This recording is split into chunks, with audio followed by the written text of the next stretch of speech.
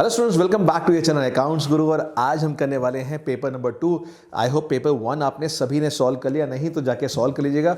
और ये पेपर 2 भी स्ट्रिक्टली सीबीएसई के सैम्पल पेपर जो लेटेस्ट इशू है उसके ऊपर बेस है। यानी यहाँ पर जो लेटेस्ट स्टेटमेंट बेस्ड क्वेश्चन है वो इसमें ऐड है कैश फ्लो के चैप्टर के ऊपर।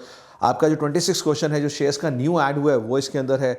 और बहुत सारे फंडामेंटल्स के जो 6 मार्क्स हैं वो सारे के सारे इंपॉर्टेंट में से सिलेक्टेड क्वेश्चन हमने यहाँ इस पेपर में डाले हैं। तो यहाँ पर अगेन पैटर्न वही रहेगा, 1 to 16 एमसीक्यू रहेगा, 17 से 20 आपके 3 मार्क के 4 क्वेश्चन, उसके बाद 4 मार्क के 2 क्वेश्चन आएंगे without choice, and then 6 mark के 4 क्वेश्चन।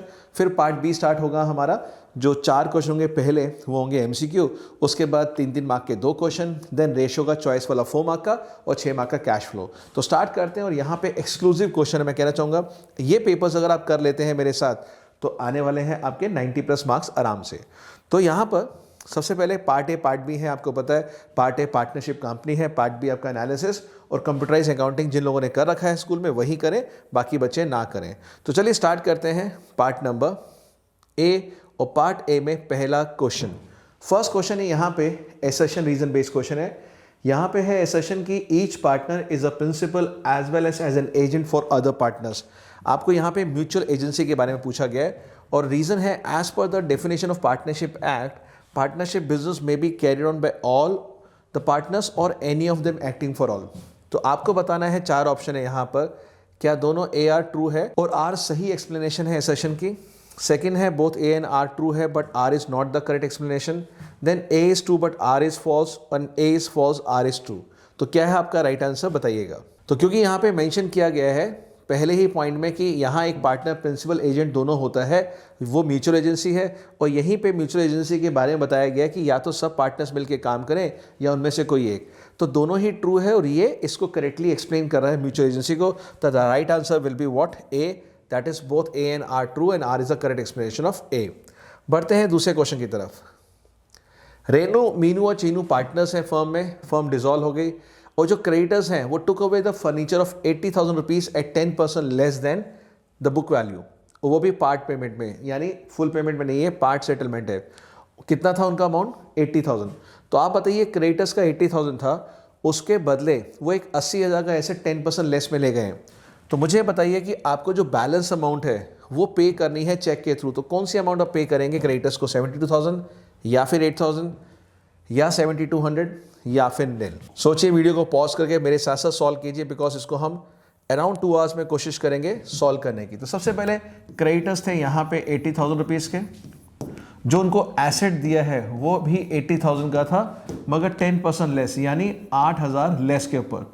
तो 80 में से आप 72,000 माइनस कर देंगे, तो अब जो आपका बाकी अमाउंट बचेगा वो होगा 8,000 रुपये और 8,000 रुपये का चेक देना पड़ेगा। तो ऑप्शन आपका है बी। चलते हैं नेक्स्ट क्वेश्चन, थर्ड की तरफ। क्वेश्चन नंबर 3 में Joy limited issued fully paid up shares of 7 lakh rupees in purchase consideration of net assets 5,70,000, यानी आपने एक नेट एसेट्स एक्वायर किए सामने वाली कंपनी से 5,70,000 के, और अब आप उसको अपने शेयर्स बेच रहे हैं, ठीक है ना, कितने रुपए के? 7 लाख रुपीज़ के। तो आपको बताना ये जो डिफरेंस है 1,30,000 का, वो यहाँ फिल इन द ब्लैंक में क्या क्या आएगा। पहला ऑप्शन है डेबिटेड आना चाहिए पहले कॉलम में और दूसरे में गुडविल, या फिर डेबिटेड या कैपिटल रिजर्व, या फिर क्रेडिटेड एंड कैपिटल रिजर्व, या क्रेडिटेड एंड जनरल रिजर्व। तो सोच के बताइएगा, जो अपने वेंडर्स वाले क्वेश्चन कर रखे हैं वो नॉलेज यहाँ पर चेक हो रही है। तो इसको हम अगर एंट्री वाइज देखें तो नेट एसेट्स क्या होता था हमारा? एसेट्स डेबिट होते थे और लायबिलिटीज को हम क्रेडिट करते थे, ये होता था net assets. Assets minus liability, इन दोनों को माइनस करेंगे तो नेट एसेट्स 570 का आ रहा है। और हम लोग पेमेंट कर रहे हैं 7 लाख के, यानी जो शेयर्स दे रहे हैं हमने 7 लाख के शेयर्स दिए हैं। तो यहाँ पे हमें अभी वेंडर की अमाउंट जो है वो देखनी है, वेंडर की अमाउंट कितनी ले हम इसको। तो यहाँ पर वेंडर की अमाउंट हम लेंगे 7 लाख, क्योंकि 7 लाख के हमने शेयर्स दिए, और नेट एसेट्स हैं हमारे पास 5,70,000। तो डेबिट में डिफरेंस आ रहा है 1,30,000 का। तो जब डेबिट में डिफरेंस आता है तो उसको हम लोग क्या मानते हैं? गुडविल। तो यहाँ पर डेबिटेड आएगा और यहाँ क्या आएगा? गुडविल। अगर यहीं पर नेट एसेट्स आपके होते हैं मान लीजिए 8 लाख रुपीस के, तो 8 लाख में से 7 लाख माइनस करते, जो बाकी 1 लाख रुपीस का डिफरेंस आता वो होता कैपिटल रिजर्व। तो यहाँ पर आपको जो 7 लाख का परचेज कंसिडरेशन है उसको नेट एसेट से कंपेयर करना है। तो लिख लीजिएगा, जब भी नेट एसेट्स आपके कम है और जो परचेज कंसिडरेशन है वो ज़्यादा है तो वो डेबिट होगा गुडविल में, और वहीं पे अगर नेट एसेट ज़्यादा है और परचेज कंसेशन कम है तो कैपिटल रिजर्व क्रेडिट होगा। तो ये दोनों क्वेश्चन हम बहुत बार पूछ चुके हैं पास्ट में। चलिए बढ़ते हैं नेक्स्ट क्वेश्चन की तरफ। इसमें चॉइस का एक और क्वेश्चन है, तो चॉइस में देखते हैं क्या यहाँ मेंशन किया गया है। ये डिबेंचर्स के ऊपर बेस है। Neon limited took over assets of 12 lakh rupees and liabilities 4 lakh, और यहाँ पर किसका लिया है, Sagar limited, vendor is Sagar limited, और एग्रीड परचेज कंसेशन है 9 लाख रुपीज का। The amount was payable by issue of 11% debentures of 100 each at 10% discount. The number of debentures issued will be, सीधा सीधा यहाँ पे नंबर ऑफ डिबेंचर्स पूछे, और ये हमने पास में भी काफ़ी पूछा है। तो नंबर ऑफ डिबेंचर्स निकालने के लिए होता है purchase price divide by the issue price, या वो शेयर हो या डिबेंचर हो, डिवाइड बाय इशू प्राइस। तो यहाँ पे आपका परचेज कंसेशन कितना है, 9 लाख रुपीज़ का है, हम देख सकते हैं, और इशू प्राइस है हमारा 100 रुपीज़ माइनस 10 रुपीज़ यानी 90 रुपीज़। तो ये जो परचेज कंसेशन है इसको 90 से डिवाइड करना है, तो 9 लाख डिवाइड बाय 90, तो 10,000 हमारे पास डिबेंचर्स आते हैं, और वाकई बिल्कुल 10,000 है। आपका भी आंसर मैच करेगा, 10,000 is the right answer. I hope ये क्वेश्चंस आपसे आराम से बन रहे होंगे, और बोर्ड में यही लेवल रहता है, डिफिकल्टी लेवल बहुत हाई नहीं होता, बिल्कुल मॉडरेट रखते हैं सबके हिसाब से। तो जो इजी क्वेश्चन है उनको आसानी से आप सॉल्व कर पाएंगे, जो हॉट्स हैं टिपिकल हैं वो सारे के सारे क्वेश्चन इस पेपर में भी मैं लेके आया हूँ। तो मिक्स वैरायटी का पेपर है पूरा का पूरा, बहुत इंपॉर्टेंट है बोर्ड एग्जाम के लिए। यहाँ पर विधि और अमर दो पार्टनर्स हैं। अमर ने विड्रॉ किया 1000 at the end of each quarter during the year. Interest on drawings will be calculated for an average period of. अब यहाँ पे सीधा सीधा क्वेश्चन है कि अगर ड्राइंग आपका at the end of each quarter करते हैं तो टाइम पीरियड क्या हो गया, क्या वो 6 महीने होगा, क्या वो आपका 4.5 मंथ होगा, या 7.5, या फिर 6.5। आप सब जानते हैं कि जब भी हम drawings at the end of each quarter करते हैं तो पहली ड्राइंग हमारा है पहला क्वार्टर अप्रैल मई जून, तो हमने पहली ड्राइंग कब करी होगी, 30 जून को। तो वो 31 मार्च तक कितने महीने पैसा यूज हुआ, 9 मंथ्स। और जो ड्राइंग लास्ट में की होगी आपकी 31 मार्च, वह है 0 मंथ, क्योंकि वो लास्ट का क्वार्टर था। तो इसमें जो एवरेज लेंगे वो time period after first drawing plus time period after last drawing divide by 2, तो 4.5 मंथ्स रहेगा। तो आंसर होना चाहिए 4.5 बी। अगर यही बिगिनिंग ऑफ ईच क्वार्टर होता तो यहाँ 12 होता, लास्ट में 3 होता, 15/2 7.5 मंथ्स होता। फाइन, यहाँ हमने क्वेश्चन नंबर 4 कर लिया। अब इसका और पार्ट, यहाँ पे दो पार्टनर्स हैं हीरा मोती, और यहाँ मोती ने विड्रॉ किया 10,000 per month at the end of each month for the year ending 31 मार्च। ठीक है, तो पूरे साल का 10,000, अगर पर मंथ 10,000 तो पूरे साल का 1,20,000 हो गया, और इंटरेस्ट ऑन ड्राइंग चार्ज करना है 6% पर एनम। तो आप बताएंगे यहाँ पे टाइम पीरियड क्या लें हम। अगर at the end of each month है, हम सब जानते हैं at the end of each month है तो आपका 5.5 मंथ्स होता है, बिगिनिंग का 6.5 महीने होता है। फाइन, तो यहाँ पर 1,20,000 इज द अमाउंट, जो रेट है आपका वो है 6%, और जो टाइम पीरियड है वो टाइम पीरियड आप लेंगे 5.5 मंथ्स। तो अब निकालिए 1,20,000 इंटू 6% इंटू 5.5 मंथ्स, क्या है आपका राइट आंसर। मैच करते हैं आपके आंसर से। 5.5 मंथ्स का मल्टीप्लाई करके 3,300 आ रहा है। तो चेक करते हैं 3,300 है क्या। यस, ऑप्शन डी है हमारा राइट आंसर। ठीक है, तो यहाँ पे 7,200 आया था, डिवाइड बाय 12 किया तो 600 रुपये पर मंथ आ गया, और 600 पर मंथ को 5.5 से मल्टीप्लाई किया 3,300। क्वेश्चन नंबर 5, ABC पार्टनर है, इनका रेशियो है 3:1, और C यहाँ पे रिटायर हुआ है, और यहाँ पे C का शेयर एक्वायर किया, यहाँ वर्ड आ गया एक्वायर बाय A, यानी सारा का सारा शेयर A लेके गया है। तो आप जानते हैं यहाँ पर हमें फाइंड करना है न्यू रेशियो A और B का आफ्टर द C's रिटायरमेंट। तो क्या रहेगा आंसर, क्या वो 3:2 है, 3:1, 1:1 या 2:1। अब हमें न्यू रेशियो निकालना है। तो हमारा रिटायरमेंट चैप्टर में न्यू रेशियो जो होता है वो होता है पहले जितना ओल्ड मिलता था प्लस गेनिंग शेयर। तो यहाँ पे आप देख सकते हैं, अगर हम बात करें A की, तो A के पास ओल्ड था 3/6, और जो उसने गेन किया है वो गेन किया है C का हिस्सा, क्योंकि C रिटायर हुआ है, और वह है 1/6। तो इसका न्यू शेयर हो गया 4/6। और यहाँ पर जो B है, B ने कुछ भी गेन नहीं किया, उसका गेन 0 है, तो जो उसका ओल्ड है वही रहेगा, यानी 2/6 रहेगा। तो तो अब रेशियो बन गया 4/6 2/6 यानी 4:2 या फिर 2:1। तो right answer is what 2:1 D answer. I hope आपका भी आंसर मैच कर गया होगा। आप स्क्रीनशॉट लेते रहिए साथ साथ, ठीक है। और ये पेपर आपको हमारे टेलीग्राम चैनल पे और ब्रॉडकास्ट चैनल पे मिल चुका होगा, आप साथ साथ करते रहिए। नहीं मिला तो मेरे साथ साथ आप सॉल्व कर सकते हैं। क्वेश्चन नंबर 6 और यहाँ पर है lab limited issued 10,009% preference shares of 20 each at a premium of 20% payable as 6 on application, 6 on allotment and 2 equal calls. On receiving applications, the shares were allotted. All money were duly received except allotment money on 500 shares and both calls on 800 shares including 500 shares who did not pay the allotment money. The amount received on first call will be. अब यहाँ पे देखिए first call पे आपको amount निकालनी, तो question ध्यान से पहले ही पढ़ लीजिए कि आपको फाइंड क्या करना है। यहाँ पूरे क्वेश्चन में सिर्फ आपको बैंक टू फर्स्ट कॉल की अमाउंट निकालनी है। तो क्वेश्चन को ध्यान से पढ़ते हैं। सबसे पहले 20 रुपीज़ का शेयर है, तो यहाँ 20 रुपीज़ आप लिख लीजिए और 20 रुपीज़ में आपका 20% प्रीमियम यानी 4 रुपये, उसमें से 6 एप्लीकेशन है, 6 अलॉटमेंट और लिखा है जो बैलेंस बच गया यानी 20 में से 12 गया, जो 8 बच गया, 4 रुपये फर्स्ट कॉल, 4 रुपये फाइनल कॉल है। अब यहाँ नहीं लिखा हुआ कि ये जो प्रीमियम है किसके साथ आया, तो जब कुछ भी ना लिखा हो तो आप क्या एज्यूम कर सकते हैं कि प्रीमियम किसके साथ आया होगा, अलॉटमेंट के साथ। अब यहाँ देखते हैं हुआ क्या है, सारा एप्लीकेशन रिसीव हो गया, बट जब बात आई अलॉटमेंट की तो अलॉटमेंट का पैसा 500 लोगों ने नहीं दिया, तो यहाँ पे allotment money was not paid by 500 share holders, ठीक है। And both calls on 800 share, मगर यहाँ बात कर रहे हैं कॉल मनी 800 पे नहीं आया। और ब्रैकेट की बात बहुत ही इंपॉर्टेंट है, क्या है कि इस 800 में 500 वो लोग ऑलरेडी मिले हुए जिन्होंने अलॉटमेंट मनी नहीं दिया।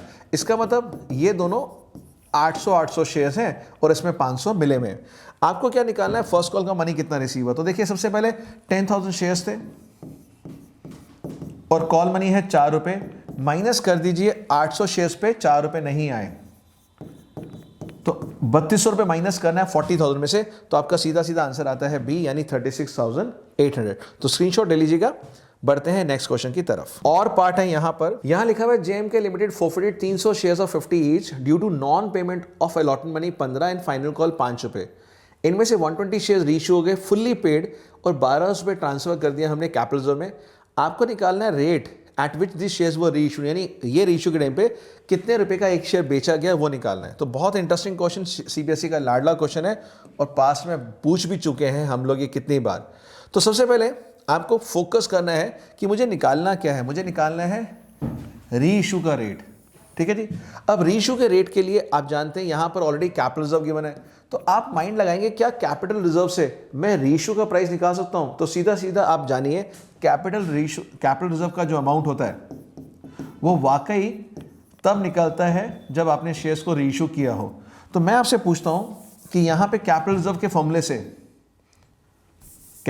फॉर्मूले से, ये मैं यहाँ कैपिटल रिजर्व लिख देता हूँ कि क्या फॉर्मूला होता है कैपिटल रिजर्व का। तो आप कहेंगे सर वो जो फोरफिटेड अमाउंट होती थी, कौन सी वाली, क्रेडिट, उसमें से आप माइनस कर दीजिए फोरफिटेड अमाउंट, कौन सी वाली, डेबिट। यानी क्रेडिट वाली होती है प्रॉफिट और डेबिट वाली होती है लॉस। तो मुझे बताइए कितना अमाउंट आप रिसीव कर चुके हैं यहां पर शेयर से। तो देखिए 50 का एक शेयर है, फेस वैल्यू ध्यान रखना, कई बच्चे 100 ले लेते हैं। इस 50 में से नॉन पेमेंट क्या क्या चीज़ें नहीं आई वो हम मेंशन कर देते हैं। पहले 15 रुपये अलॉटमेंट नहीं आया, 5 रुपये फाइनल कॉल नहीं आया, तो कितने रुपए आ चुके हैं, अगर इसको 20 को हटा दें 30 रुपीज़ रिसीव हो गया। तो हमारा प्रॉफिट था एक शेयर पे 30 रुपीज़। अब हमें ये नहीं पता कितना डिस्काउंट रीइश्यू पे हुआ है, यहाँ पता ही नहीं है। क्यों, हमें रीइश्यू प्राइस नहीं पता। हाँ, हमें कैपिटल रिजर्व पता है 1200 रुपये है और वो भी कितने शेयर्स का है, 120 का। अगर मुझे पर शेयर निकालना है 1200 डिवाइड बाय 120, तो 10 रुपये का कैपिटल रिजर्व पर शेयर है। तो 30 रुपीज़ का प्रॉफिट है, 10 रुपये कैपिटल रिजर्व है, तो आप डिस्काउंट को x लेके आराम से निकाल सकते हैं कि x कितना आएगा, 30 माइनस 10 इक्वल टू 20। तो डिस्काउंट ऑन रीइश्यू आपका कितना है, 20 रुपीज़। तो सोचिए कितने प्राइस पे बेचा होगा, 50 का शेयर अगर 20 रुपये का डिस्काउंट है तो 50 माइनस 20 यानी 30 रुपीज़ का बेचा होगा। और साफ साफ आप देख सकते हैं। अब इस 30 रुपीज़ को लेके सॉल्व करो, आपका 1200 कैपिटल रिजर्व आ जाएगा। क्रॉस चेक भी कर सकते हो एग्जाम के अंदर, फाइन। तो स्क्रीनशॉट ले सकते हैं। बढ़ते हैं नेक्स्ट क्वेश्चन की तरफ। क्वेश्चन नंबर 7 और यहाँ पर है गुडविल के बेस पे क्वेश्चन है। एमसीक्यू जरूर आएगा बोर्ड एग्जाम में गुडविल के बेस पे, इवन 3 मार्क का भी क्वेश्चन आ सकता है। यहाँ पे पार्टनरशिप फर्म में कैपिटल एम्प्लॉयड है 5 लाख रुपीस का और एवरेज प्रॉफिट है 70,000। Normal rate of return of similar business is 10%, जिसको कि हम बोलते हैं नॉर्मल रेट ऑफ रिटर्न है हमारा 10% का, ठीक है। अब यहाँ बात कर रहे हैं आपको निकालना है सिर्फ सुपर प्रॉफिट। तो सुपर प्रॉफिट का मतलब क्या होता है? Average profit minus normal profit. तो super profit is average profit minus normal profit. यहां पर आपको एवरेज प्रॉफिट 70,000 ऑलरेडी गिवन है, बस आपको नॉर्मल प्रॉफिट निकालना है। उसका फॉर्मूला होता है capital employed into normal rate of return. तो 5 लाख का 10% निकालेंगे तो कितना हो गया? 50,000 रुपए, और हमारा 20,000 रुपए सुपर प्रॉफिट आ गया। तो राइट आंसर क्या होना चाहिए? C is the right answer. Fine, I hope मेरे साथ साथ आप सॉल्व कर रहे हैं रजिस्टर पे, ताकि आपको खुद भी क्रॉस चेक हो जाए, वीडियो को पॉज करके सॉल्व कर सकते हैं, बिकॉज ये थॉरो रिवीजन दिलवाएंगे paper, all new variety of questions जो कि एक्सपेक्टेड है सीबीएसई के पॉइंट ऑफ व्यू से। फाइन, चलिए क्वेश्चन नंबर 8। क्वेश्चन नंबर 8 देखते हैं। यहाँ पे DEF पार्टनर्स हैं और इनका रेशियो है 2:2:1, और यहाँ पर उन्होंने 1 अप्रैल 24 से डिसाइड किया कि रेशियो करने वाले हैं 1:2. तो पुराना है 2/5, 2/5, 1/5, और न्यू हो गया 1/5, 2/5, 2/5. इनके पास डेबिट बैलेंस है। किस चीज़ का डेबिट बैलेंस है? प्रॉफिट एंड लॉस अकाउंट का, यानी लॉस होता है 50,000। अब इस डेट को यहाँ पर उन्होंने क्या कहा है कि हमने डिसाइड किया है पार्टनर्स ने कि हम इसको रिटेन करेंगे डेबिट बैलेंस को, यानी हम डिस्ट्रीब्यूट नहीं करना। अगर डिस्ट्रीब्यूट करते तो एंट्री बन जाती DEF to profit and loss account, because वो लॉस गिवन है। बट यहाँ उन्होंने क्या कहा है कि हमें लॉस को डिवाइड नहीं करना, यानी अकाउंट को राइट ऑफ नहीं करना, क्लोज नहीं करना, हमें रिटेन करना, यानी नई बैलेंस शीट में इस प्रॉफिट एंड लॉस को दोबारा से हम एसेट साइड पे शो करना चाहते हैं। तो अब हमें एडजस्टमेंट एंट्री पास करनी पड़ेगी। और लॉस के केस में एडजस्टमेंट एंट्री क्या होती है? Sacrificing to gaining. तो सबसे पहले हमें यहाँ निकालना है ओल्ड माइनस न्यू रेशियो, और फिर देखते हैं क्या बनेगी एंट्री, और इन चारों में से कौन सी एंट्री ठीक होगी वो हमें बताना है। पहला है D2F 10,000, D2F 5,000, E2D 10,000, और ऐसे ही हमारी एक और ऑप्शन है। पहले हम निकालते हैं sacrificing ratio old minus new. तो D, E और F का, DEF का ओल्ड रेशियो है 2/5, 2/5, 1/5, और मैं न्यू रेशियो माइनस कर रहा हूं इसमें से 1/5, 2/5, 2/5। तो इसका आ गया 1/5, इसका 0 आया, इसका -1/5। अब माइनस वाला गेन होता है, प्लस वाला सेक्रीफाइस होता है। अब एंट्री क्या बनती है लॉस के केस में? Sacrificing to gaining. तो यहाँ पर D डेबिट होना चाहिए, और 1/5 इंटू 50,000 रुपये, बिकॉज 50,000 का यहाँ पे लॉस गिवन है। तो 1/5 ऑफ 50,000 इज 10,000। तो देखिए कौन सी एंट्री में आपका D डेबिट हो रहा है। तो आप कहेंगे सर A में हो रहा है D डेबिट और F क्रेडिट, वो भी 10,000 रुपये से। तो आंसर इज A, ठीक है। D ऑप्शन भी देख लीजिए, स्क्रीनशॉट लेते रहिएगा। तो D ऑप्शन भी देख लीजिए, वहां तो 5,000 है, तो D ऑप्शन भी आंसर नहीं है। और पार्ट देखते हैं। यहां पर ओल्ड रेशियो गिवन है 7:1, और अब न्यू रेशियो हो गया 1:7, यानी 7/10, 2/10, 1/10, और न्यू रेशियो 1/10, 2/10, 7/10। यहाँ पे क्रेडिट बैलेंस है PNL में, यानी वहाँ पे डेबिट बैलेंस है, यहाँ क्रेडिट बैलेंस है। और अब देखते हैं यहाँ क्या पार्टनर डिसाइड कर रहे हैं। पार्टनर डिसाइड कर रहे हैं यहाँ पर कि जो 1 लाख है, उस 1 लाख को पार्टनर से डिसाइड किया रिटेन करना है इस क्रेडिट बैलेंस को। तो वहाँ पर डेबिट बैलेंस को रिटेन करना था, यहाँ क्रेडिट बैलेंस को। अगर ये ना लिखा होता रिटेन करने के लिए, तो एंट्री बनती प्रॉफिट एंड लॉस टू तीनों पार्टनर्स के नाम ओल्ड रेशियो में। तो यहाँ भी वही करेंगे, पहले हम निकालेंगे सैक्रिफाइसिंग रेशियो। तो यहाँ पे हमारा ओल्ड रेशियो क्या था? 7:1 एंड 1:7। अगर हम इनका लें 7:1, यानी 7/10, 2/10, 1/10, और न्यू रेशियो है 1:7। तो यहां देखेंगे आपका 6/10 आ गया, ये 0 हो गया, और ये -6/10। तो अब गेनिंग पार्टनर आपका थर्ड पार्टनर है, और पहला वाला पार्टनर आपका क्या है? Sacrificing partner. तो एंट्री बनेगी यहां पे G2S, और जो 6/10 है इनटू 1 लाख, क्योंकि आपका गेन था यहाँ पे 1 लाख, वो मल्टीप्लाई करेंगे तो आपका 60,000 का आंसर आएगा।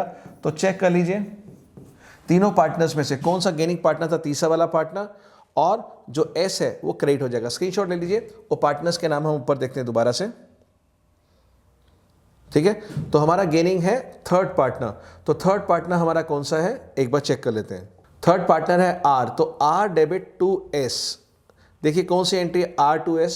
तो आप कहेंगे सर R2S है, और यहां पर हमारा 60,000 आ रहा है, तो आंसर इज B। तो B के आंसर को लॉक कर दीजिए। फाइन, चलिए 9th क्वेश्चन। नाइन्थ क्वेश्चन है, Ankit and Bobby are partners in a firm और 1 दिसंबर 23 को अंकित ने लोन एडवांस किया 7 लाख टू द फर्म। कोई पार्टनरशिप डीड नहीं है, और जब डीड नहीं होती तो आपको पता है कि यहाँ पर हम इंटरेस्ट हमेशा देते हैं 6% पर एनम का, और यहाँ पे 31 मार्च को कितना इंटरेस्ट दिया जाएगा ये बताइए। तो सीधा सीधा क्वेश्चन है, बहुत ही सिंपल क्वेश्चन है उन बच्चों के लिए जिनको अकाउंटेंसी में डर लगता है। सीबीएसई में बहुत सिंपल क्वेश्चन भी देते हैं हम, बस गलती बच्चे क्या करते हैं, यहाँ 7 लाख का 6% निकालते हैं 42,000 और आंसर लिख के आ जाते हैं 42,000, जबकि ऐसा नहीं है। यहाँ हमें 1 दिसंबर गिवन है, यानी 1 दिसंबर का मतलब पूरा दिसंबर का मंथ, जैन फेब मार्च, तो 4 महीने का हमें निकालना पड़ेगा। तो यहाँ पर आपका 42,000 होता है पूरे साल का, आपको सिर्फ 4 महीने का निकालना है। तो निकालिए क्या रहेगा आपका राइट आंसर, जल्दी से कैलकुलेट करते हैं। तो वीडियो को पॉज कीजिए, इजी क्वेश्चन है, बताइए क्या है आपका right answer. 7 lakh into 6% into 4/12, तो हमारा 14,000 is the right answer. Check करते हैं 14 है, यस यहाँ पे डी में आ रहा है, तो right answer is D. Fine, चलिए बढ़ते हैं क्वेश्चन नंबर 10 की तरफ। क्वेश्चन नंबर 10 है, अजय, बाला एंड चारू और पार्टनर्स और रेशियो है 2:1। अब धोलू यहाँ पे नया पार्टनर आ गया 1/5 शेयर के लिए, and he has to contribute the proportionate capital. आप समझते हैं पूरी फर्म के कैपिटल में से उसका 1/5 शेयर है। अब यहाँ पे एडमिशन के टाइम पे जो कैपिटल थे तीनों पार्टनर्स के, आफ्टर ऑल एडजस्टमेंट यानी गुडविल, रीवेल, सब कुछ करने के बाद उनके क्लोजिंग कैपिटल बैलेंस आ रहे हैं 62,000, 52 एंड 36।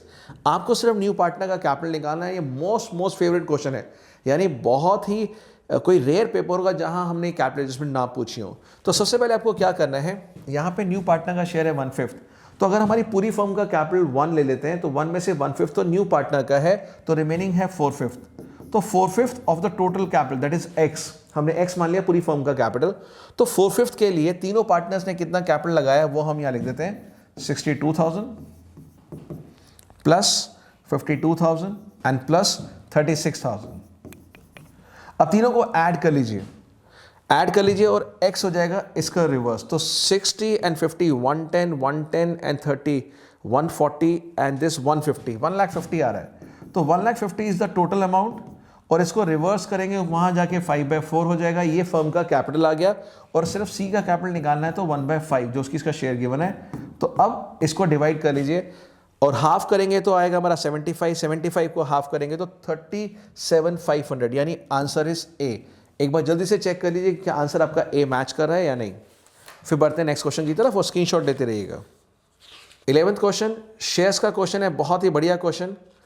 और सबसे पहले बस आपको क्वेश्चन ये पढ़ लेना चाहिए मांगा क्या है, बिकॉज अदरवाइज आपका बहुत टाइम वेस्ट होगा बार बार पढ़ने में। यहाँ मांगा गया कि आपने कुछ शेयर होल्डर्स ने पैसे नहीं दिए और उनके शेयर्स फोरफिट कर दिए गए, तो फोरफिचर के टाइम पे सिक्योरिटी प्रीमियम कितना डेबिट होगा, यानी जो एंट्री बनती है share capital debit, security premium debit to share forfeiture to arrear. तो सिक्योरिटी प्रीमियम जो डेबिट होता है वो होता है जो अमाउंट प्रीमियम नहीं रिसीव हुआ। तो आपने बताना है कितना प्रीमियम नहीं रिसीव हुआ। बड़ा सिंपल सा क्वेश्चन है, बट लैंग्वेज जो है बहुत बड़ा पैराग्राफ फॉर्म में है, बट क्वेश्चन कुछ फ्यू सेकंड्स का है, आंसर जो है बहुत जल्दी निकल जाएगा। चलिए पढ़ते हैं। 30,000 शेयर है, 10 का शेयर है, 6 रुपये प्रीमियम है, तो 10 + 6। अब यहां लिखा है 7 पर शेयर एप्लीकेशन पे है इंक्लूडिंग 1 प्रीमियम, तो प्रीमियम को हटा दीजिए 6 + 1। अलॉटमेंट पे 5 रुपये इंक्लूडिंग 2 प्रीमियम, तो 3 + 2। बाकी बच गया 1 रुपये कॉल मनी, यानी जो फाइनल कॉल होगा 1 रुपये। बट क्या प्रीमियम पूरा हो गया? 2 और 1 3 ही हुआ है, जबकि प्रीमियम है 6, तो बाकी का प्रीमियम 3 यहां पे है। चलिए ये तो ब्रेकअप हो गया। अब बात करते हैं यहां पर कि इशू वॉज फुली सब्सक्राइब, कोई प्रोराटा नहीं है, and all the money was receive except allotment. Allotment नहीं आई and first and final call नहीं आई, तो दोनों पे क्रॉस लगा दीजिए। कितने शेयर पे? 4,000 शेयर्स पे। तो 4,000 शेयर्स पे ना अलॉटमेंट आई ना फर्स्ट कॉल आई। अब कह रहा है ये शेयर्स फोरफिट हो गए, ठीक है, फोरफिट हो गए, तो शेयर कैपिटल डेबिट होगा 4,000 इंटू 10। सिक्योरिटी प्रीमियम कितना डेबिट होगा? 4,000 इंटू 2 रुपीज प्रीमियम ये और 3 ये, यानी 4,000 इंटू 5 रुपये, यानी 20,000 रुपये। तो आंसर 20,000 होना चाहिए। तो यहाँ पे 2,000, 3,000, 5,000, 20,000, यस आंसर इज डी। तो यहाँ पे बच्चे एक बहुत बड़ी कॉन्सेप्ट क्लैरिटी चेक हो रही है, जो टीचर्स ने भी आपको पढ़ाया होगा कि फोरफिचर के टाइम पे अगर पार है तो सिंपल है, बट प्रीमियम के केस में अगर प्रीमियम रिसीव होता है तो इग्नोर कर देते हैं, फोरफिचर की एंट्री में नहीं आता। लेकिन नॉट रिसीव है तो कैंसिल आउट करने के लिए हमें सिक्योरिटी प्रीमियम डेबिट करना पड़ता है, और नीचे कॉज इन एरिया में भी सिक्योरिटी प्रीमियम क्रेडिट होता है। तो take a screenshot, answer is D. Question 12 बहुत ही ईजी है। यहाँ ये क्या पूछ रहा है कि डेथ ऑफ अ पार्टनर के केस में जो उसका डिजीज पार्टनर का शेयर होता है प्रॉफिट का, वो कहाँ पे कौन से अकाउंट में डेबिट होता है। तो हम सब जानते हैं अगर चारों ऑप्शन है PNL suspense, PNL account, appropriation, adjustment, तो इन चारों में से पीएनएल सस्पेंस होता है। तो बस यहीं पे क्वेश्चन है, यहाँ डेट ऑफ डेथ देके कंफ्यूज कर दिया, 28 को उसकी डेथ हुई है और प्रॉफिट है 75,000, तो इस प्रॉफिट को एंट्री बनेगी PNL suspense to deceased partners capital account, क्योंकि रेशियो सिर्फ एक है। अगर इनका न्यू रेशियो भी गिवन होता तो यहां पर फिर वही एंट्री बनती जो गुडविल की बनती है, गेनिंग टू सैक्रिफाइसिंग, वहां पर गेनिंग रेशियो निकाल के डिजीज पार्टनर के शेयर से बनती है। बट यहां पे since only old ratio is given तो पीएनएल सस्पेंस डेबिट होगा। नाउ क्वेश्चन नंबर 13, ये भी थ्योरेटिकल बेस्ड क्वेश्चन है आपकी कॉन्सेप्ट क्लैरिटी के लिए। विच of the following statement is correct regarding subscribe capital, यानी इनमें से कौन सी स्टेटमेंट सही है सब्सक्राइब कैपिटल के हिसाब से। पहला, it is the amount of share capital which a company is authorised to issue by memorandum of association, ऐसा बिल्कुल भी नहीं है। It is that part of authorised capital which is actually issued to the public for subscription, वो भी नहीं है। Third, it is that part of the issued capital which has been actually subscribe, yes, ये तो subscribe capital वो issued का part होता है जो एक्चुअल पब्लिक ने सब्सक्राइब किया है, तो सी है answer, right answer. But D भी देख लेते हैं, it is that part of the called up capital which has been actually receive from the shareholder, no, it is not the amount actually receive, it is amount which is actually subscribe, जितने लोगों की उन्होंने subscription भेजी है, तो right answer is सी। तो ऐसे theoretical question भी आएंगे। अगला भी थ्योरेटिकल बेस्ड क्वेश्चन है, those debentures where a charge is credited on the assets of the company for the purpose of payment in case of default are known as, यानी कल को कंपनी डिबेंचर्स के payment नहीं कर पा रही और उस केस में आपको कंपनी का पर्टिकुलर एसेट, उसकी बिल्डिंग, मशीनरी, कुछ ऐसा मिल जाए, लैंड मिल जाए, तो ऐसे डिबेंचर्स को क्या बोलते हैं? क्या वो सिक्योर्ड है, क्या वो रजिस्टर्ड है, क्या वो स्पेसिफिक कूपन रेट है, या वो रिडीमेबल है? तो आप क्या बोलेंगे? Right answer is what? Secure debenture, because उसके अगेंस्ट हमने कुछ ना कुछ चीज मॉर्गेज करा रखी है। नेक्स्ट क्वेश्चन है हमारा 15, यहाँ पे 3 पार्टनर है, अनिल, बिरजू, सुमित, और इनका रेशियो है 8:7:5। दीपक यहाँ पे आया 1/5 शेयर के लिए और यहाँ पर उसने अपना 1/5 शेयर एक्वायर किया अनिल से, सारा का सारा अनिल से ले लिया, तो न्यू रेशियो कितना होगा आपको ये बताना है। तो आप जानते हैं न्यू का फॉर्मूला हमेशा रहता है हमारा ओल्ड माइनस सेक्रीफाइस, यानी कितना सेक्रीफाइस किया है। तो मैं बात करूं अगर अनिल की, तो मुझे सिर्फ अनिल के आंसर से ही पूरा आंसर निकल के आ जाएगा। इसका है 8/20 माइनस 1/5, तो यहां पे हमारा एलसीएम हो गया 20, तो 8 माइनस 5 4 तो 4, तो आंसर आया 4/20। अगर वहीं बाकी की बात करूं तो बाकियों का बिल्कुल सेम रहेगा, इसका 7/20 रहेगा, 5/20 रहेगा। तो आप देखिए कहाँ पे ऐसा आंसर है कि यहाँ 4 आ रहा हो, तो यहाँ पे ना यहाँ पे 4 है, ना यहाँ 4 है, ना यहाँ 4 है, तो हमारा आंसर बी होना चाहिए। तो टाइम बच जाएगा, आप बाकी चारों निकालेंगे तीनों का तो टाइम वेस्ट होगा, बट स्मार्ट बच्चे पहला ही निकाल के अंदाजा लगा लेते हैं। हाँ, अगर 2 जगह 4 होता फिर आपको सेकंड पार्टनर के बेस पे निकाल के आप कर सकते थे। फाइन, तो now the right answer is 4754। Take the screenshot, बढ़ते हैं नेक्स्ट क्वेश्चन की तरफ। दिस इज द और पार्ट। यहाँ पे है Sushil, Sudhir were partners in a firm sharing profit and losses in the ratio of 4:3। They admitted Samar as a new partner for 3/7 share in the profit of the firm which he acquired. यहाँ भी acquired word आ गया, देखिए, from 2/7 from Sushil and 1/7 from Sudhir. आपको याद है from वाले case का मतलब क्या होता है? माइनस ऑफ वाले केस में हम लोग मल्टीप्लाई करते थे, वही कॉन्सेप्ट है। आपको निकालना है न्यू रेशियो। तो ये तो सीधा सीधा क्वेश्चन है जो आपने पूरे साल काफ़ी बार प्रैक्टिस किया है। यहाँ पे 4/7 था सुशील का, माइनस कितना किया? विच ही एक्वायर 2/7 फ्रॉम सुशील, तो सुशील ने 2/7 दिए। ऐसे ही सुधीर का निकाल लीजिए, सुधीर का है 3/7 और कितना किया है? 1/7 इससे लिए। तो अगर आप देखें यहाँ पे 2/7 आ गया, यहाँ पे 2/7 आ गया, और जो नया पार्टनर है उसका तो शेयर 3/7 पहले से ही गिवन है। तो न्यू रेशियो क्या हो जाएगा? 2/7 यानी 2:2:3। तो देखते हैं यहाँ ऑप्शन है हमारा चारों में, यस, तो सी इज द राइट आंसर। ठीक है, फ्रॉम वाला केस था, बड़ा सिंपल सा। क्वेश्चन नंबर 16 है, यहाँ पर ये डेथ का है और आपको क्वेश्चन क्या निकालना है? जो आदमी की डेथ हुई है उसका शेयर ऑफ प्रॉफिट बस देखना है। तो देखते हैं कौन सा मेथड है यहाँ पे, उसके सबसे उसका प्रॉफिट निकालना है। तो डोली, रोली, मोली पार्टनर्स है, रेशियो है 5:3। डोली यानी फर्स्ट पार्टनर की डेथ होगी 30 सितंबर, यानी 6 महीने वो जिंदा रहा partner. The deceased partner was entitled to his share of profit to the date of death which was to be calculated on the base of previous year profit, और previous year profit है 1,08,000। हमारे यहाँ पे 2 ही method होते हैं, या तो time basis या टर्नओवर बेसिस होता है। तो यहाँ भी टाइम बेसिस में प्रीवियस ईयर प्रॉफिट है, या तो एवरेज प्रॉफिट आता है या फिर प्रीवियस ईयर प्रॉफिट। तो हम लोग इस 1,08,000 को बेस ले लेंगे, इंटू 6 महीने जिंदा रहा पार्टनर, इंटू उसका शेयर 5/10। तो जल्दी से सॉल्व करके बताइए क्या है आपका राइट आंसर, जल्दी से, सिर्फ कैलकुलेशन करनी है आपको, मैथमेटिकल कैलकुलेशन। तो ये हमारा आंसर आ रहा है 27,000। तो चेक करते हैं आपका भी 27 है क्या? अगर यस तो आंसर इज सी। तो क्वेश्चन नंबर 16। तो ये हमारे एमसीक्यू खत्म हुए। अब हमारे स्टार्ट हो रहे हैं 3 मार्क के क्वेश्चन। अगले 4 क्वेश्चन 3 मार्क के होंगे। पहला क्वेश्चन, ऋषि साथर व पार्टनर्स, दोनों पार्टनर्स हैं और उनके कैपिटल्स हैं 1,20,000 और 80,000। रेट ऑफ रिटर्न है 12% और प्रॉफिट जो है 4 सालों का 37, 23,000, 26 एंड 34। आपको गुडविल कैलकुलेट करनी है। यहाँ 2 मेथड से 3 year purchase of last 4 year average यानी एवरेज प्रॉफिट लगाना है और यहाँ पे सुपर प्रॉफिट को कैपिटलाइज करना है यानी super profit into 100 by rate of return करना है। फाइन। तो सबसे पहले हम एवरेज प्रॉफिट के लिए इन चारों का एवरेज निकाल लेते हैं। तो जल्दी से ऐड कीजिए 37, 23, 26, 34। बताइए क्या है आपका टोटल प्रॉफिट और डिवाइड कर दीजिए 4 से और मुझे बताइए क्या है एवरेज। बहुत सिंपल है ये, मैं आपके लिए वेट करता हूँ और गिले लिख भी सकते हैं कमेंट बॉक्स में कि सर हमारा ये टोटल आ रहा है। तो अगर हम देखें यहाँ पे 7, 3, 10, 16, 20, 2 और 3, 5, 6, 7, 7 एंड 2, 9, 3, 12, 1,20,000 टोटल प्रॉफिट आ रहा है। तो अगर 1,20,000 को हम 4 से डिवाइड करते हैं तो मेरा एवरेज आ गया 30,000 रुपये और कितने नंबर ऑफ ईयर परचेज है 3 ईयर परचेज है तो इंटू 3 करके 90,000 रुपये गुडविल आराम से आ गया। डेढ़ नंबर बिल्कुल आराम से। यहीं पर आपको सुपर प्रॉफिट निकालना है। सुपर प्रॉफिट के लिए चाहिए मुझे एवरेज माइनस नॉर्मल। तो एवरेज तो हम निकाल चुके हैं 30,000। नॉर्मल प्रॉफिट हमारा था कैपिटल एम्प्लॉयड के ऊपर। देखिए कैपिटल कितना था दोनों पार्टनर्स का, पहले वाले पार्टनर का था 1,20,000 और दूसरे का था 80, तो 2 लाख रुपीज हो गया। एंड रेट ऑफ रिटर्न कितना है क्वेश्चन में 12%, तो 12% डाल दीजिए तो ये हो गया 24,000। तो 30,000 minus 24,000 is equal to super profit 6,000। अब इस 6,000 को आपने क्या करना है कैपिटलाइज करना है और कैपिटलाइज का फॉर्मूला क्या होता है हमारा, जितना सुपर प्रॉफिट है into 100 divide by rate of return.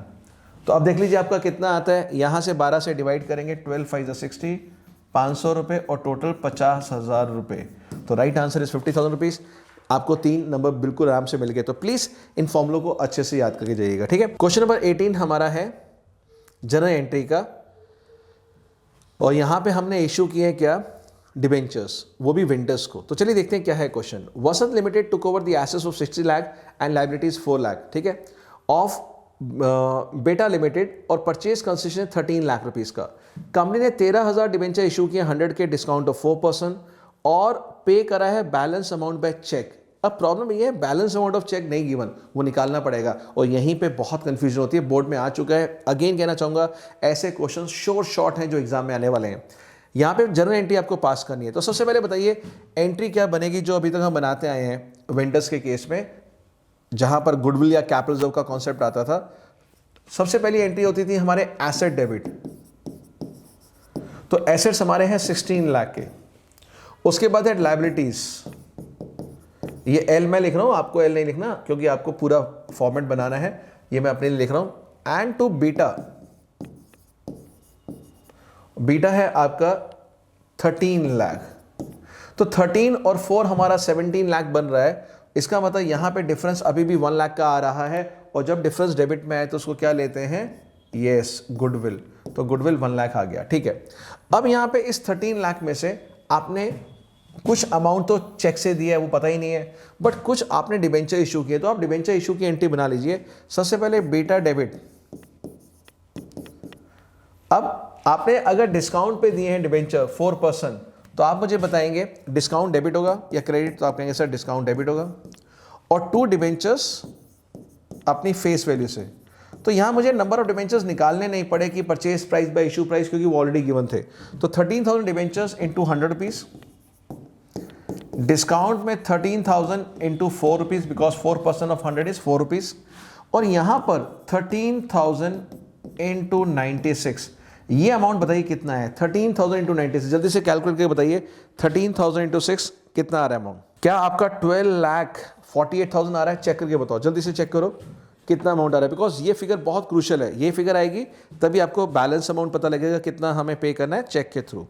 तो चेक करते हैं। सो 12,48,000। अब मुझे बताइए आपको देना था कितना 13 लाख और 12,48,000 आप डिबेंचर्स दे चुके हो। ये जो बैलेंस अमाउंट है ना, ये बैलेंस है चेक वाली अमाउंट। तो वो एंट्री बनेगी आपकी बेटा टू बैंक और अमाउंट कितनी आएगी यहाँ पे 13 लाख माइनस 12,48,000 यानी 52,000 की अमाउंट पे करेंगे। तो बहुत ही बढ़िया क्वेश्चन है, आप नोट कर लीजिए और 2 बार प्रैक्टिस करना ऐसे क्वेश्चन को। आपने पूरे साल पढ़ाई करी है, पूरे साल पेपर सॉल्व किए हैं, पूरे साल बुक्स के क्वेश्चन सॉल्व किए हैं, but when it comes to these limited question वहां हम बोर्ड में गलती करके आते हैं तो बहुत दुख होता है। तो इसी को 3 बार कर लीजिएगा, how to find the balance amount, because ऐसे बहुत कम क्वेश्चन बुक्स में और बहुत कम क्वेश्चन आपने प्रैक्टिस किए हैं। सीधे सीधे क्वेश्चन थे, बट ये एक आपका एप्लीकेशन हॉट क्वेश्चन था। Take the screenshot. यहाँ पे एक और चॉइस का क्वेश्चन है, तो चॉइस का पहले कर लेते हैं, उसके बाद 19 पे जाएंगे। Random limited took over running business of mature limited comprising assets 45 lakh, liabilities 6 lakh 40 for a purchase consideration 36 lakh. The amount was settled by bank draft 1,50,000। यहाँ बैंक ड्राफ्ट गिवन है and the balance bye issue of preference shares. यहाँ number of preference shares आपको निकालने पड़ेंगे because यहाँ पे आपको issue price given है 100 का और 15% प्रीमियम। तो सिंपल सा क्वेश्चन है, सबसे पहले एंट्री बताइए क्या बनेगी, क्या डेबिट होगा। आप कहेंगे सर रैंडम लिमिटेड ने एसेट्स परचेज किए मैच्योर के, तो सबसे पहले आप एसेट्स को डेबिट कर दीजिए, बिल्कुल ठीक है। तो यहां पे हमारे एसेट्स डेबिट 45 लाख,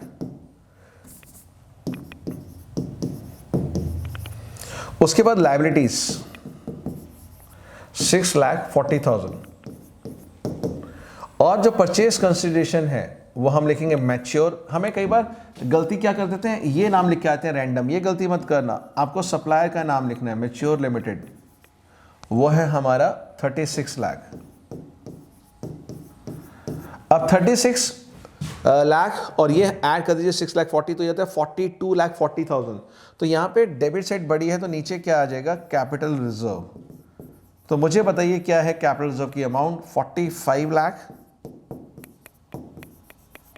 माइनस 42,40,000। तो यहां पे 2,60,000 आना चाहिए। एक बार चेक कर लो कि क्या आपका आंसर 2,60,000 आ रहा है, तो कैपिटल रिजर्व आपने निकाल लिया।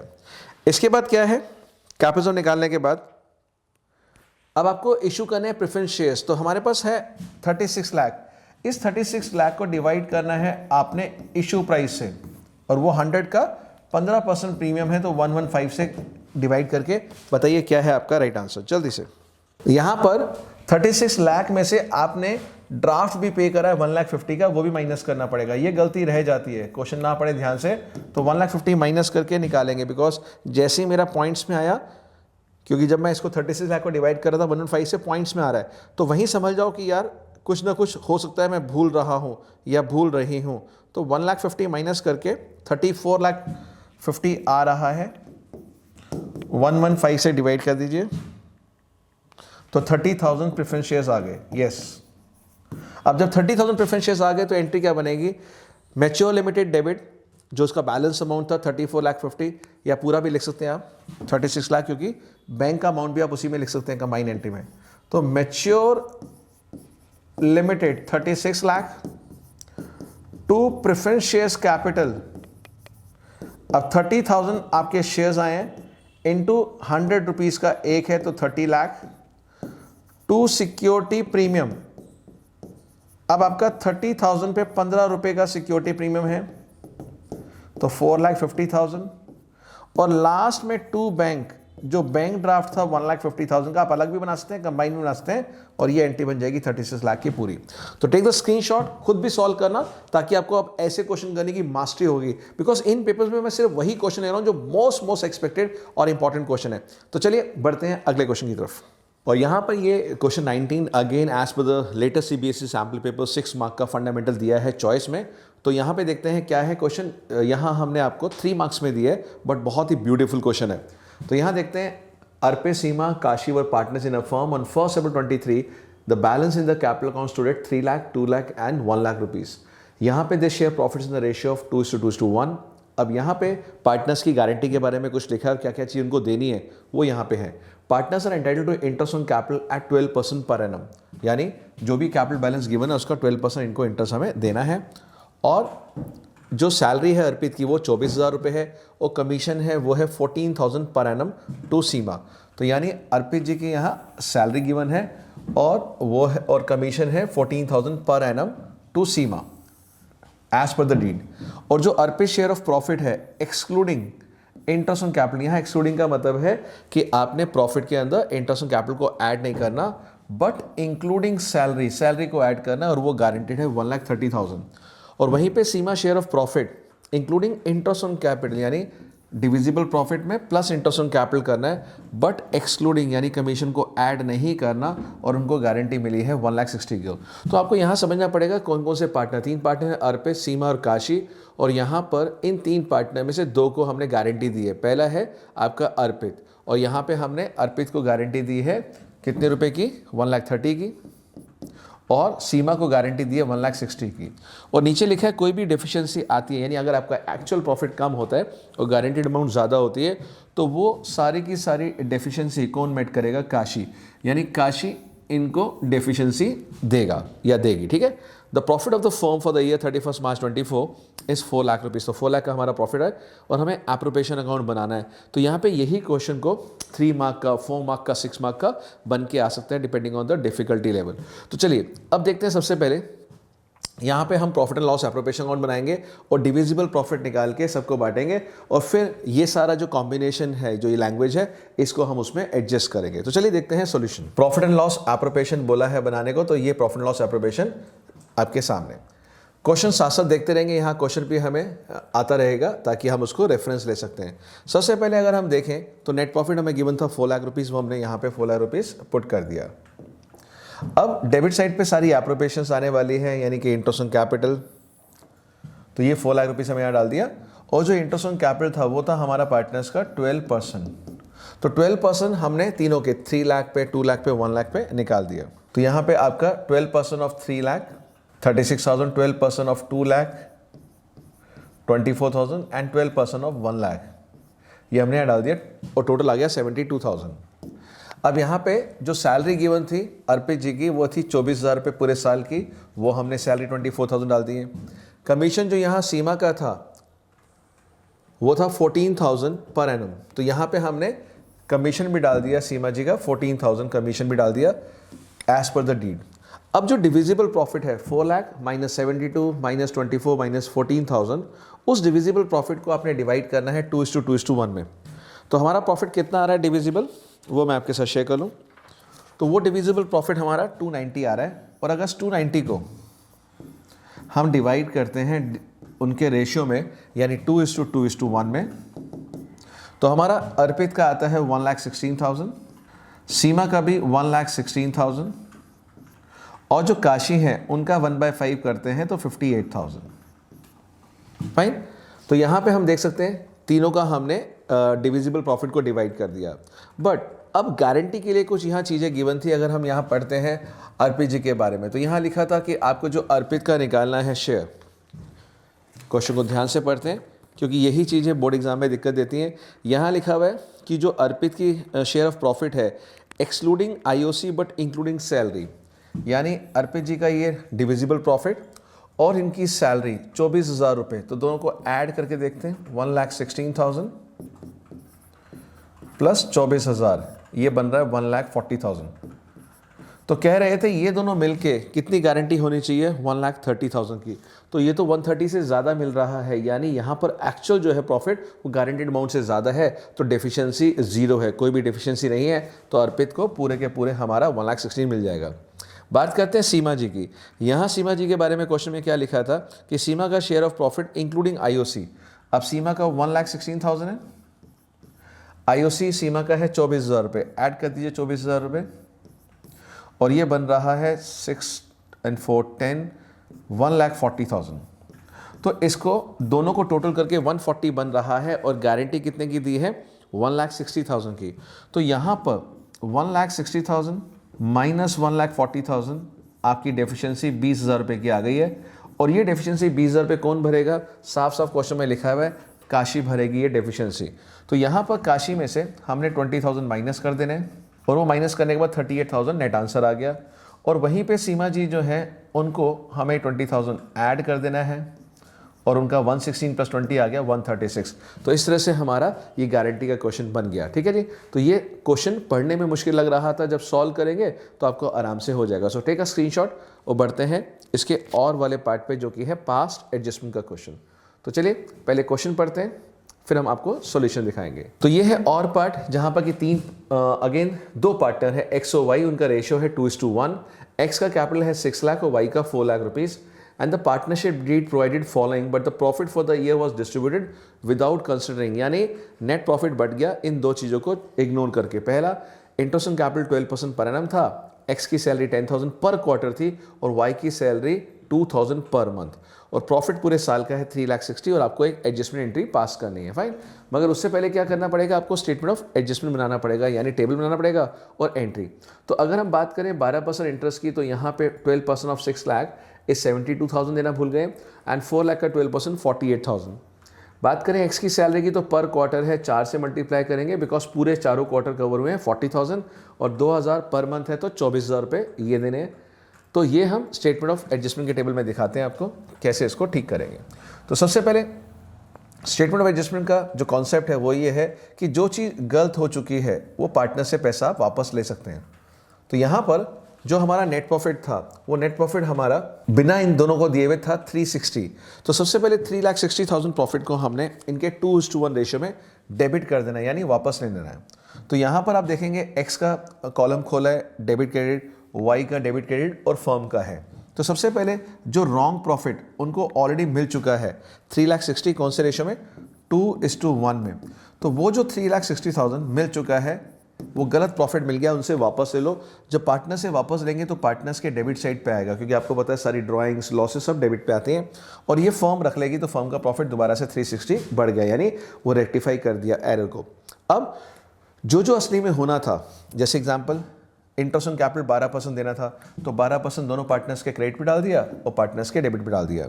बात करें सैलरी दोनों पार्टनर्स के क्रेडिट पे डाल दी और पार्टनर्स के डेबिट पे डाल दी। अब ये profit and loss appropriation account की तरह क्रेडिट में 360 है और एप्रोप्रिएशन है हमारा 184, माइनस करके सही डिविजिबल प्रॉफिट आ गया 1,76,000, जो कि उनके 2:1 रेशियो में पार्टनर्स के क्रेडिट में बांट दिया जाएगा। अब बांटने के बाद दोनों तरफ का टोटल कर लीजिए, एक्स में 240 है डेबिट में, क्रेडिट में 2,29,333। तो डेबिट साइड यहाँ बड़ी है तो डिफरेंस को डेबिट कर दिया, यहाँ उसी अमाउंट से क्रेडिट साइड बड़ी थी तो क्रेडिट कर दिया, और एडजस्टमेंट एंट्री क्या बन जाएगी, X current account debit to Y's current account 10,667, fine. और यहाँ पर कैपिटल फिक्स थे, यहाँ क्वेश्चन में mention the capitals were fix, तो उसकी वजह से हमने करंट अकाउंट से एंट्री पास कर दी। So take a screenshot. I hope आपको कॉन्सेप्ट क्लियर हो गया। बढ़ते हैं नेक्स्ट क्वेश्चन की तरफ, क्वेश्चन नंबर 20। तो देखिए डेथ वाला क्वेश्चन भी आपका as per the sample paper 4 marks में आ सकता है, 4 का भी 6 का भी आ सकता है। तो पढ़ते हैं क्वेश्चन की डिटेल। यहाँ पे 3 पार्टनर्स हैं, रवि, नवीन और सुधीर, और यहाँ नवीन की डेथ हुई है 30 जून को। तो यहाँ पे तीनों पार्टनर्स में से जो नवीन है यानी सेंटर वाला पार्टनर, उसकी डेथ हो गई है। यहाँ पे जो टाइम पीरियड है वो टाइम पीरियड है आपका 3 मंथ्स का, अप्रैल मई जून। तो सारी चीज़ें 3 मंथ्स के हिसाब से करेंगे। प्रॉफिट एंड लॉस का डेबिट बैलेंस है, यानी ये लॉस है, पार्टनर्स के डेबिट पे जाएगा। यहाँ पे जनरल रिजर्व है और जो पार्टनर मर गया उसको उसका शेयर मिल जाएगा, फाइन। रेशियो है 2:1। अब देखते हैं क्या क्या क्वेश्चन के अंदर मेंशन है। पहला है गुडविल को वैल्यू करना है 2 ईयर्स परचेज, यानी यहीं पे जो गुडविल का चैप्टर है एवरेज प्रॉफिट मेथड यहाँ यूज हो रहा है। Average profit of last 5 year, यानी 5 सालों को प्रॉफिट को ऐड करना है, डिवाइड बाय 5 × 2 फर्म की गुडविल आएगी। उस फर्म की गुडविल में से उसका शेयर निकालना है 2/5 और फिर गेनिंग रेशियो में डिवाइड करना है। प्रॉफिट जो हमें गिवन है 31 मार्च 23, 22, 21 एंड 20, यानी 2020, 21, 22, 23 चारों साल के प्रॉफिट गिवन है। बट यहाँ ये कह रहा था एवरेज 5 ईयर का लेना है। तो यहाँ अगर ध्यान से देखें तो 31 मार्च 2024 का प्रॉफिट नीचे नहीं गिवन, और जब भी ऐसा होता है आपको बैलेंस शीट में देखना चाहिए। अगर लायबिलिटी साइड पे प्रॉफिट एंड लॉस अकाउंट है तो आखिरी साल का प्रॉफिट है, और अगर ये पीएनएल एसेट साइड पे गिवन है 31 मार्च 24 को, तो ये लॉस है 5वें साल का। तो आपको एवरेज प्रॉफिट निकालना है, इन पांचों को ऐड करके 20 + 32 + 44 एंड + 88, ये तो चारों साल के आपको गिवन है। माइनस करना है 64,000 और डिवाइड बाय 5, ये आपका एवरेज प्रॉफिट आ जाएगा, फाइन। तो देखते हैं एवरेज क्या आ रहा है, आप जल्दी से कैलकुलेट कीजिए, फिर हम आपको सॉल्यूशन में दिखा देंगे what is the average profit. तो यहाँ पे एवरेज आ रहा है, टोटल आ रहा है 1,20,000, 1,20,000 डिवाइड बाय 5, तो यहाँ पे आपका 24,000 रुपये का एवरेज प्रॉफिट आ गया।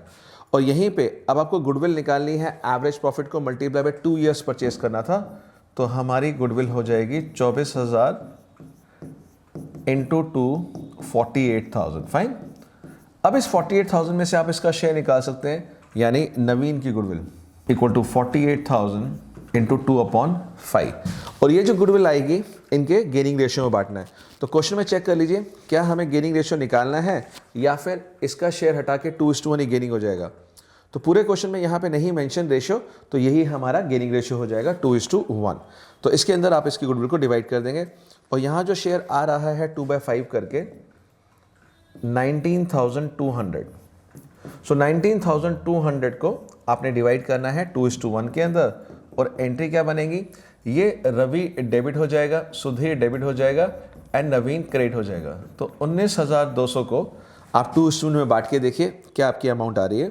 यहाँ पर आ रहा है 12,800 और दूसरे पार्टनर का आ रहा है 6,400। क्योंकि टाइम को सेव करना है हमें तो फास्ट हम लोग करेंगे कैलकुलेशन को ताकि टाइम ना वेस्ट हो आपका। तो ये एंट्री दोनों पार्टनर्स के डेबिट में जाएगी, नवीन के क्रेडिट में जाएगी।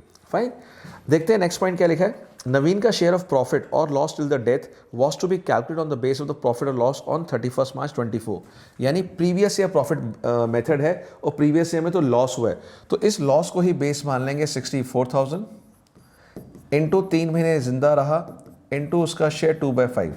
और ये जो लॉस आएगा again partners capital to P&L suspense हो जाएगा। ठीक है जी। सो टेक अ स्क्रीनशॉट। और यहाँ पे क्वेश्चन में आपको जो मांगा है वो अकाउंट नहीं मांगा, यहाँ पे जनरल एंट्रीज मांगी है। तो पहले आप इस कैलकुलेशन का आप स्क्रीनशॉट लीजिए, फिर हम चलेंगे सॉल्यूशन की तरफ। ठीक है। तो अब क्वेश्चन में देखिए लास्ट में मांगा है जनरल एंट्रीज। तो जनरल एंट्रीज बनाने में थोड़ी सी तकलीफ होती है बच्चों को, और नॉर्मली यहीं पे मार्क्स करते हैं बिकॉज वो जो लास्ट में बैलेंसिंग फिगर होता है एग्जीक्यूटिव में अमाउंट को ट्रांसफर करने वाला वो अमाउंट भूल जाते हैं। तो चलिए अब देखते हैं इसका सॉल्यूशन जो हमने एंट्री बनाई है और आप अपने आंसर से मैच कर सकते हैं। सबसे पहले जो लायबिलिटी साइड पे जनरल रिजर्व था वो ओल्ड पार्टनर्स ओल्ड रेशियो में बढ़ जाएगा, या तो आप सिंगल डिजीज पार्टनर को दे रहे हैं तो भी ठीक है, तीनों पार्टनर्स में बांट देते हैं तो भी मार्क्स नहीं कटेंगे। ठीक है। दूसरा गुडविल की एंट्री मैंने आपको बताया था गेनिंग टू सैक्रिफाइसिंग होती है, तो वहाँ 19,200 को 12,800 और 64 दोनों पार्टनर्स ने दे दिया, तो entry Ravi Sudhir to Naveen. Then वो जो हमने लास्ट ईयर प्रॉफिट पे 64,000 पे 3 महीने का लॉस निकाला, वो लॉस भी हमारा होगा नवीन टू P&L सस्पेंस यानी प्रॉफिट एंड लॉस सस्पेंस के नाम से 6,400। और जो बैलेंस शीट के एसेट साइड पे ऑलरेडी लोन 64,000 था वो एक्यूमुलेटेड लॉस है, वो लॉस का भी शेयर देंगे नवीन को, नवीन टू P&L अकाउंट। तो बच्चे बहुत कंफ्यूज होते हैं कि सर ये प्रॉफिट एंड लॉस अकाउंट को आपने कहाँ कहाँ यूज़ कर लिया।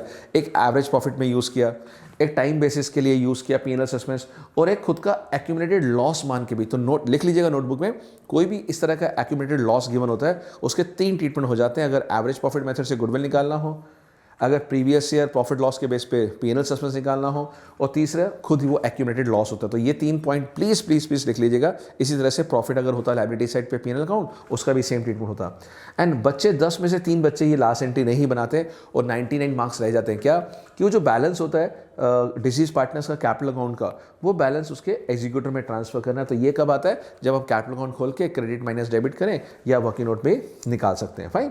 तो ये क्वेश्चन था हमारा 20th क्वेश्चन, हमारा डेथ ऑफ अ पार्टनर का। फाइन। 21st क्वेश्चन, तो ये हमारे 17, 18, 19, 20 सारे 3-3 मार्क के क्वेश्चन हो गए। और अब हमारा 4-4 मार्क के जो 2 क्वेश्चन हैं सिलेबस में 21, 22 वो डिस्कस करते हैं। और यहाँ पे जो 21 क्वेश्चन है वो है हमारा शेयर्स का क्वेश्चन, यानी ये one of the hot question है, फेवरेट क्वेश्चन है और सीबीएसई के सैम्पल पेपर में भी आ चुका है। और ये क्वेश्चन है कि जब एक्सेस एप्लीकेशन मनी आता है और एडजस्ट करते हैं अलॉटमेंट के अंदर, तो वहाँ अलॉटमेंट के साथ प्रीमियम भी होता है।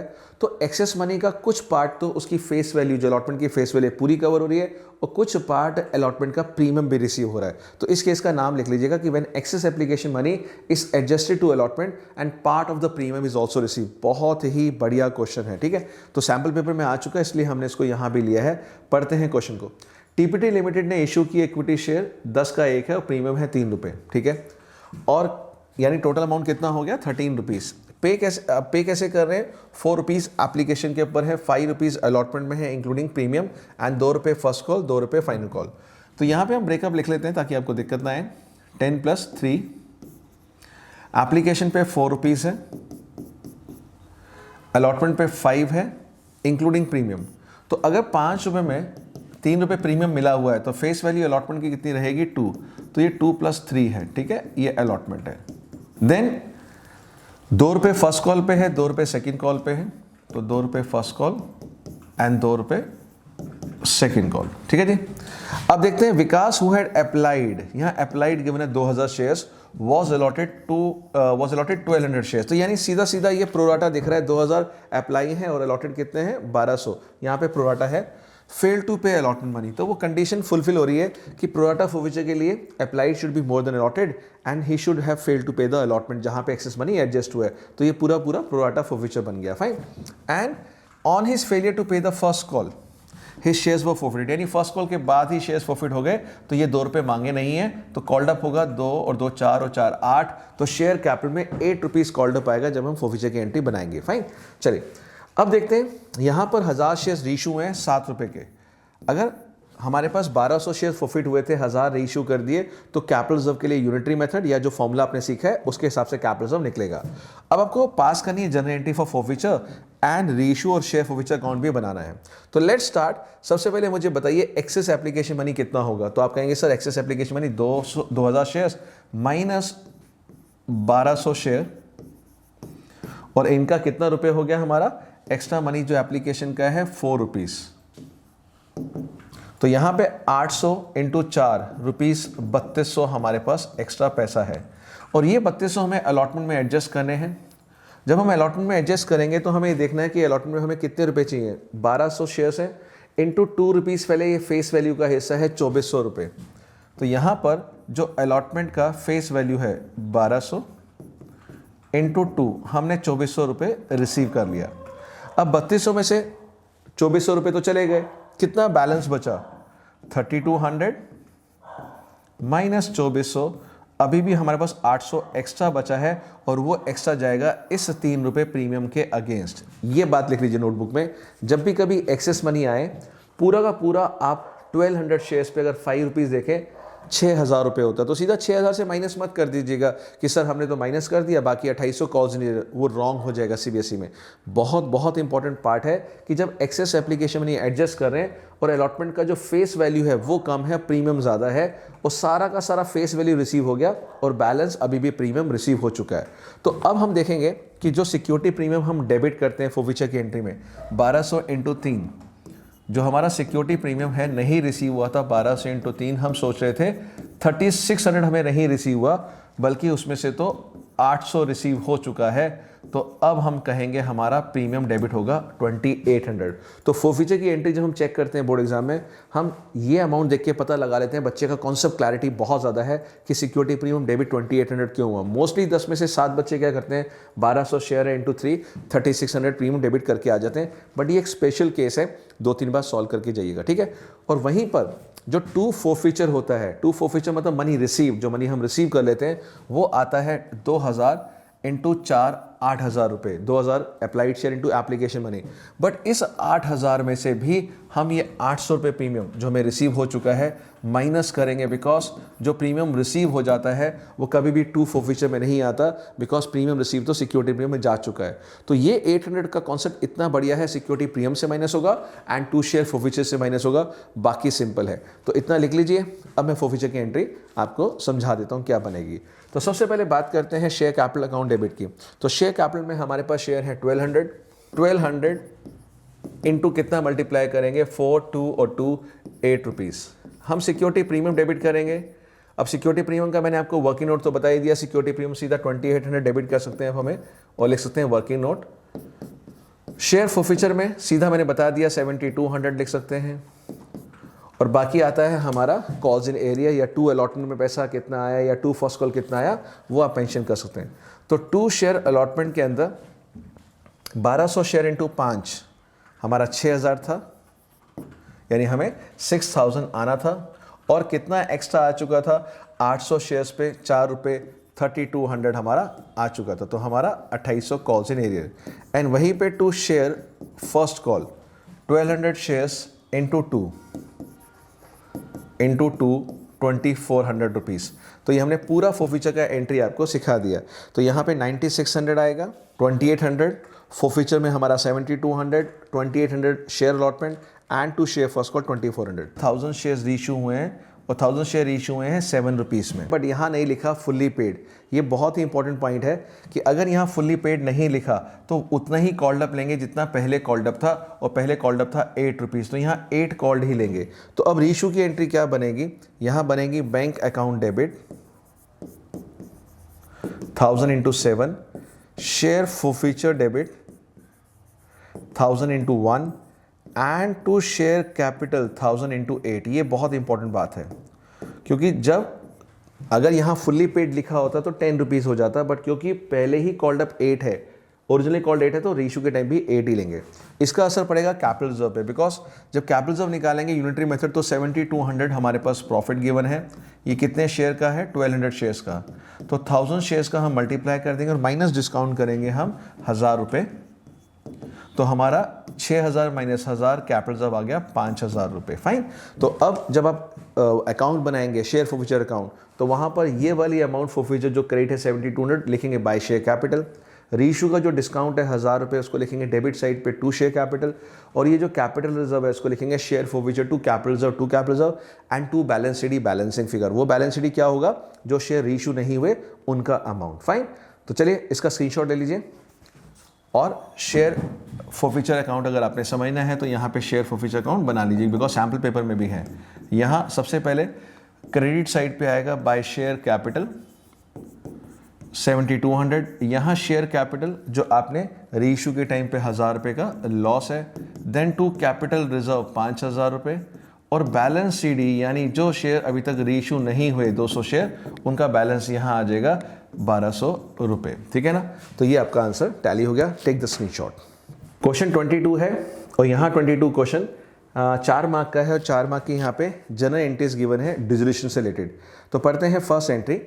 सबसे पहले लिखा है कि यहाँ पर पार्टनर्स हैं शालू और लीना, और यहाँ पर सारे एसेट्स लायबिलिटीज क्लोज कर दिए। उसके बाद ये अमाउंट, ये चारों आपको ट्रांजेक्शंस गिवन है, तो आपको जनरल एंट्रीज बनानी है, और ये बहुत इंपॉर्टेंट क्वेश्चन है, जनरल एंट्रीज का बोर्ड एग्जाम में आ जाता है। तो यहाँ लिखा है the firm had furniture of 3 lakh rupees, creditors 1,35,000 का, took over 40% of furniture in full settlement.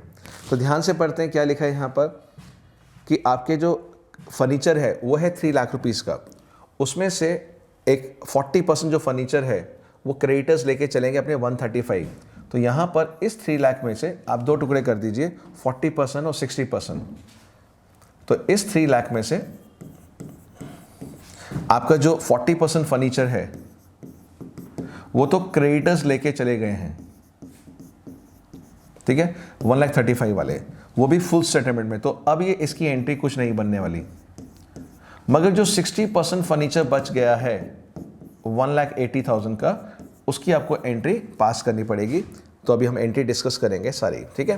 तो यहाँ पे 180 का हमें एंट्री बनानी है, और एंट्री क्या बन जाएगी? कैश या bank debit to realisation account 1,80,000।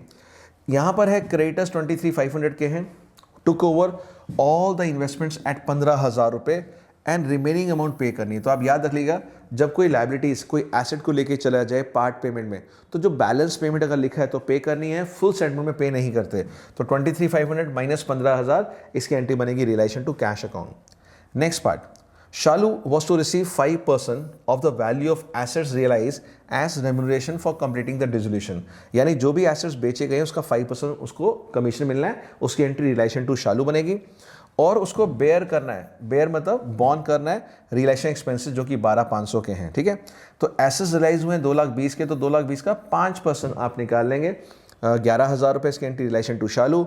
और जो एक्सपेंसेस हैं वो एक्सपेंसेस हैं हमारे पास 12,500 रुपये के, वो शालू ने बॉन्ड करना है। बट बॉन्ड के साथ साथ शालू पे भी कर रही है, तो देखिए यहाँ पे भी शालू कर रही है, बॉन्ड भी शालू कर रही है, तो एंट्री नहीं बनेगी। अगर यहाँ फर्म पे करती तो शालू टू कैश एंट्री बनती, तो यहाँ सिर्फ एक एंट्री बनेगी रिलेशन टू शालू।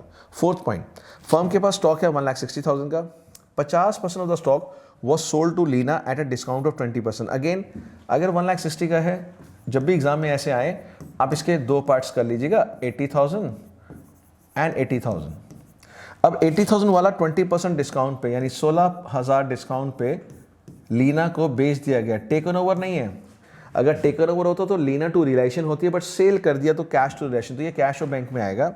और जो बाकी का है स्टॉक वो बेच दिया 20% प्रॉफिट ऑन कॉस्ट, प्रॉफिट पे बेचा है ऑन कॉस्ट, तो ये 20% प्रॉफिट हम इसमें ऐड कर देंगे 16,000, और ये हमारा 96,000 का हो गया।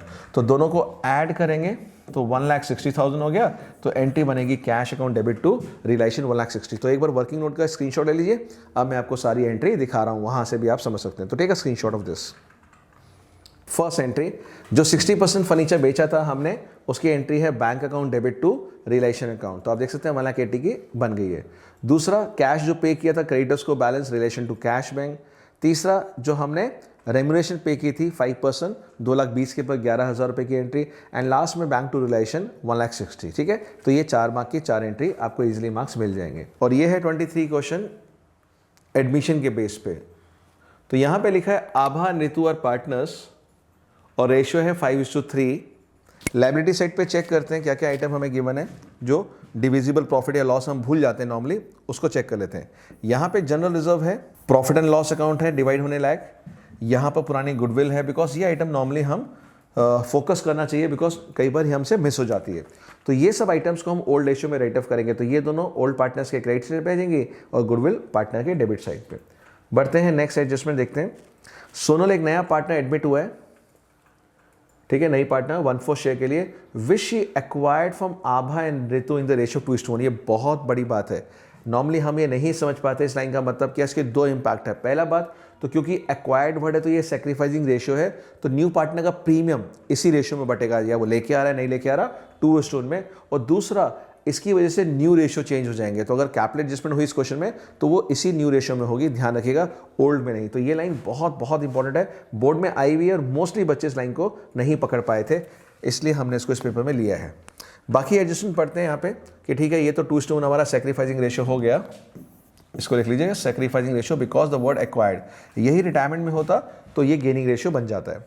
नाउ यहाँ पे गुडविल फर्म की वैल्यूड है, यानी पूरे फर्म की 96, एंड सोनल वॉज अनेबल मतलब नहीं लेके आई, तो एंट्री बनेगी Sonal's current account debit to जो भी सेक्रीफाइसिंग पार्टनर्स कैपिटल अकाउंट है। दूसरा, एक कस्टमर जिसको 2,000 देने थे वो इंस्टॉलमेंट हो गया और कुछ भी रियलाइज नहीं हुआ, यानी ये बैड डेट्स हो गए। तो नोट कर लीजिएगा, ये फर्दर बैड डेट्स हैं जो क्लास 11th में आप जानते हैं, further bad debts trial balance के बाहर होते थे, वो है। दूसरा, अब आपको प्रोविजन क्रिएट करना है डाउटफुल डेटर्स पे 5%। तो जो भी डेटर्स हमें गिवन होंगे उन डेटर्स में से सबसे पहले मुझे ये बैड डेट्स माइनस करना है, सबसे पहला स्टेप, क्योंकि डाउटफुल डेटर्स क्या होते हैं, debtors minus further bad debts. और अब जो बैलेंस आता है इस बैलेंस का मुझे 5% निकाल के प्रोविजन शो करना है बुक्स में। और लास्ट है 50% of the investments were taken over by the old partners in profit sharing ratio, यानी जो भी इन्वेस्टमेंट्स गिवन है उसका 50% करके हम देखते हैं इन्वेस्टमेंट्स कितनी है 60,000। तो 60,000 की इन्वेस्टमेंट्स हैं, उसका जो हाफ है 50% वो हो गया 30,000। तो 30,000 की इन्वेस्टमेंट जो है वो पार्टनर्स अपने प्रॉफिट शेयरिंग रेशियो में ले जाएंगे, उनकी एक तरह से ड्राइंग्स बन जाएगी, कैपिटल अकाउंट के डेबिट साइड पे आ जाएगा। और बाकी का जो है वो 35 पे वैल्यू है 50% वाला, तो 5,000 से बढ़ गया है तो 5,000 रिवेल के क्रेडिट साइड पे आएगा। तो ये सब अब इन्फॉर्मेशंस नोट कर लीजिए अपने क्वेश्चन में और चलते हैं सॉल्यूशन की तरफ। तो यहाँ पर मांगा क्या है पहले देख लेते हैं क्वेश्चन में। और हाँ, एडजस्टमेंट्स भी है यहाँ पर, 3 एडजस्टमेंट और है, उसको भी पढ़ लेते हैं। यहाँ क्लेम है वर्कमैन्स कंपनसेशन का 16,000 रुपये का। हमारे पास जो ऊपर बैलेंस शीट में वर्कमैन्स कंपनसेशन फंड गिवन था वो था 40,000। तो अगर 40,000 यहाँ फंड हो और 16,000 क्लेम हो तो बाकी का 24,000 पार्टनर्स में बढ़ जाएगा ओल्ड रेशियो में, ठीक है। और ये क्लेम कहाँ जाएगा, बैलेंस शीट के लायबिलिटी साइड पे। तो नोट कर लीजिए 1 मंथ सैलरी आउटस्टैंडिंग है, यानी ये आपकी अनरिकॉर्डेड लायबिलिटी है जो रिवेल के डेबिट साइड पे आएगी और बैलेंस शीट में लायबिलिटी साइड पे आएगी। और सोनल का न्यू पार्टनर्स का कैपिटल है 120, तो ये कैश टू कैपिटल है, कैश अकाउंट में और बैलेंस शीट में जाएगा कैपिटल अकाउंट में, ठीक है। और उसमें कैश अकाउंट में आएगा और पार्टनर्स कैपिटल के बाय में cash. Prepare रिवेल account, partners capital and balance sheet. चलिए, तो अब ये सब पढ़ लिया, अब हम चलते हैं सॉल्यूशन की तरफ। तो जैसा आपने देखा था बैड डेट्स हमें गिवन था क्वेश्चन में, तो सबसे पहले बैड डेट्स हमें रिवेल के डेबिट पे दिखाया बिकॉज कोई पुराना प्रोविजन था नहीं। जब पुराना प्रोविजन ना हो तो सारा का सारा रिवेल से ही सेट ऑफ करते, तो रिवेल से हमने बैड डेट्स निकाल लिया। न्यू प्रोविजन मैंने आपको बताया था debtors minus further bad debts. हमारे पास डेटर्स थे 82,000 और फर्दर बैड डेट्स था 2,000 रुपये। तो अगर आपने 82 में से 2 माइनस किया तो कितना हो गया प्रोविजन, जो डाउटफुल डेटर्स हैं आप कहेंगे सर 80,000।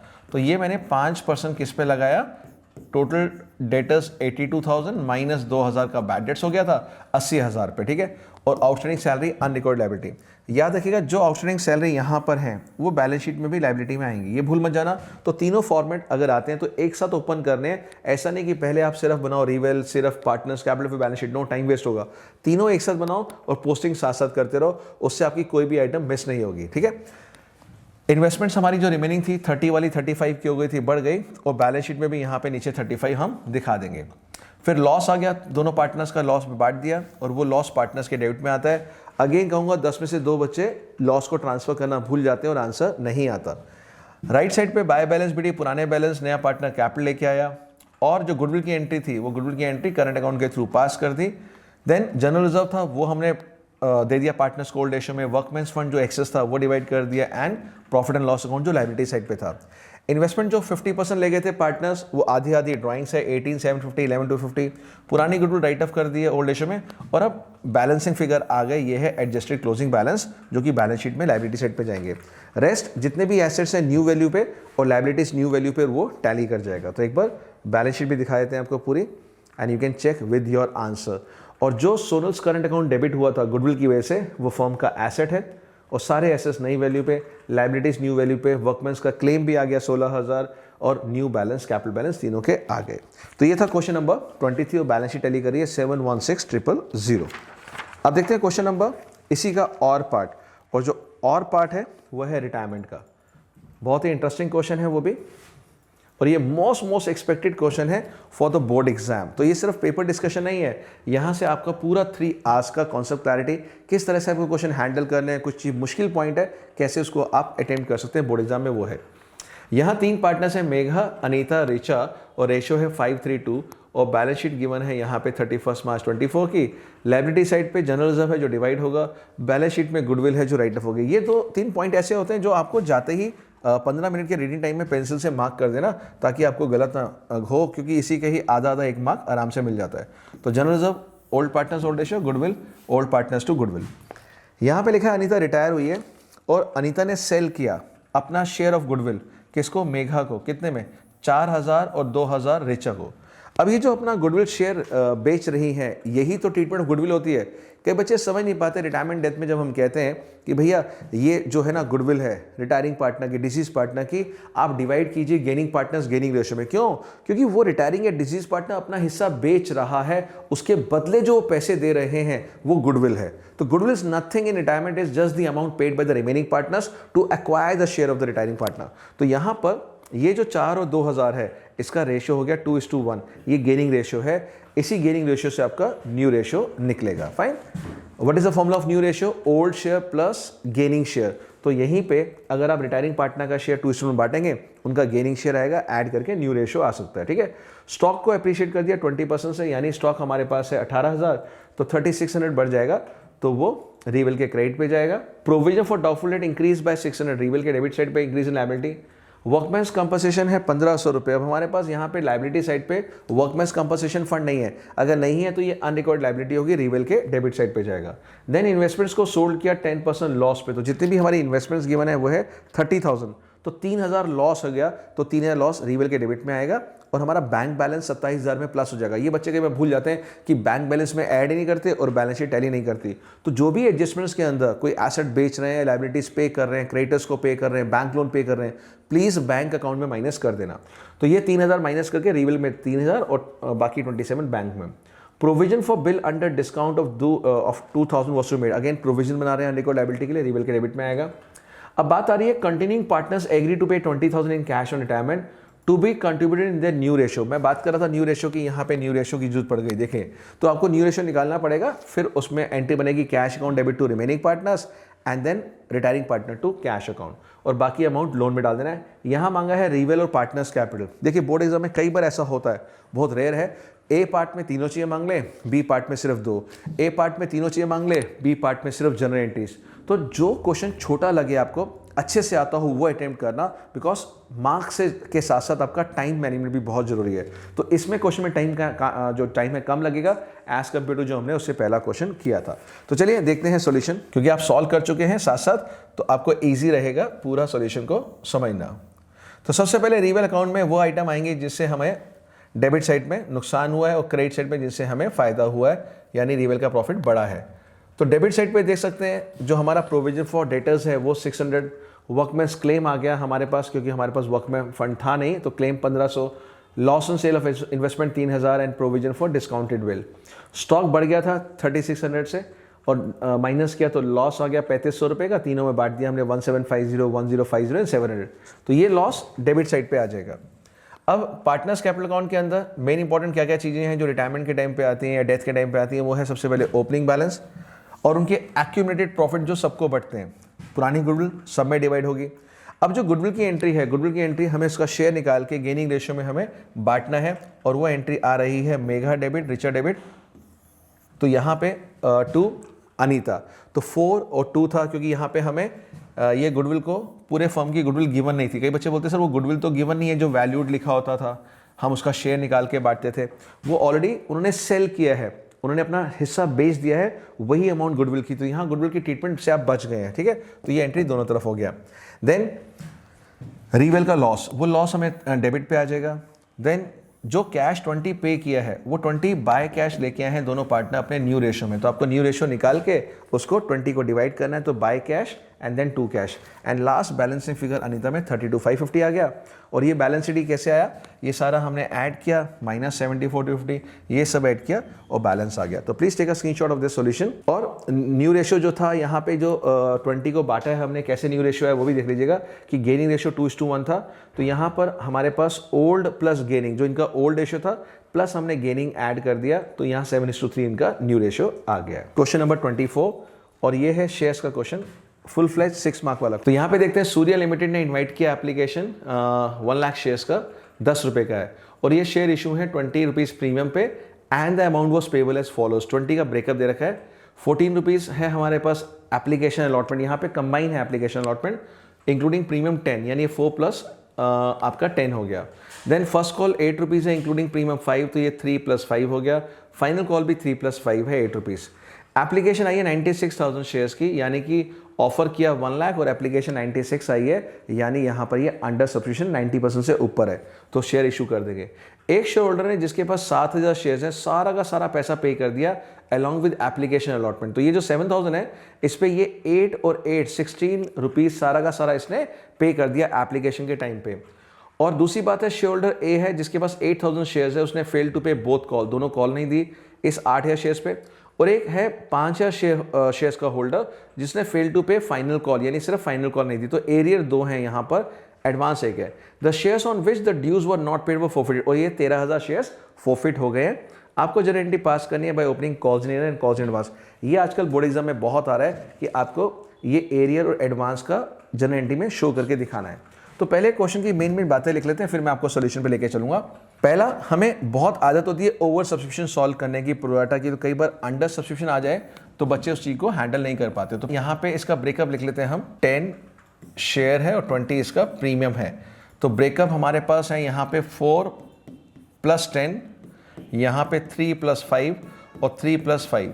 तो जो फर्स्ट एंट्री बनेगी वो 14 रुपीज़ से बनेगी, 96 × 14, बट कैपिटल में 96 × 4 जाएगा और सिक्योरिटी प्रीमियम में 10 जाएगा, ठीक है ना।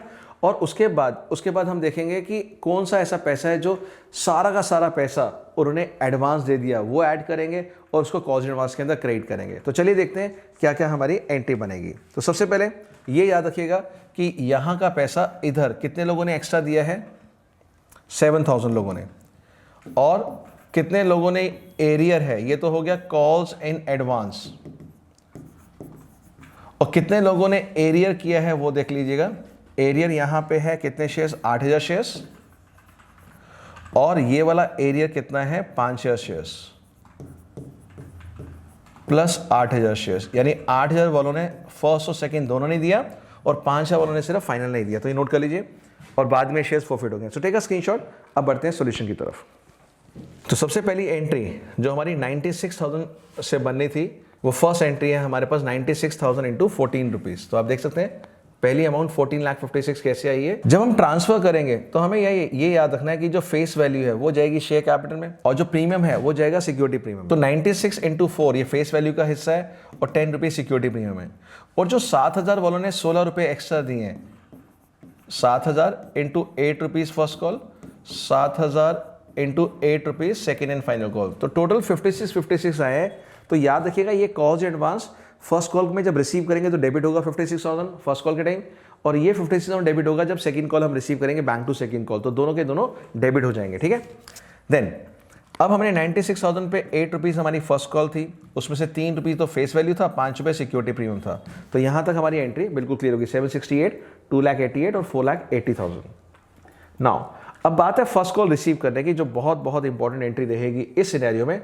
जब हम करते हैं bank account debit to first call, तो यहाँ बैंक की अमाउंट सीधा नहीं निकलेगी, बैलेंसिंग फिगर आएगा। कैसे?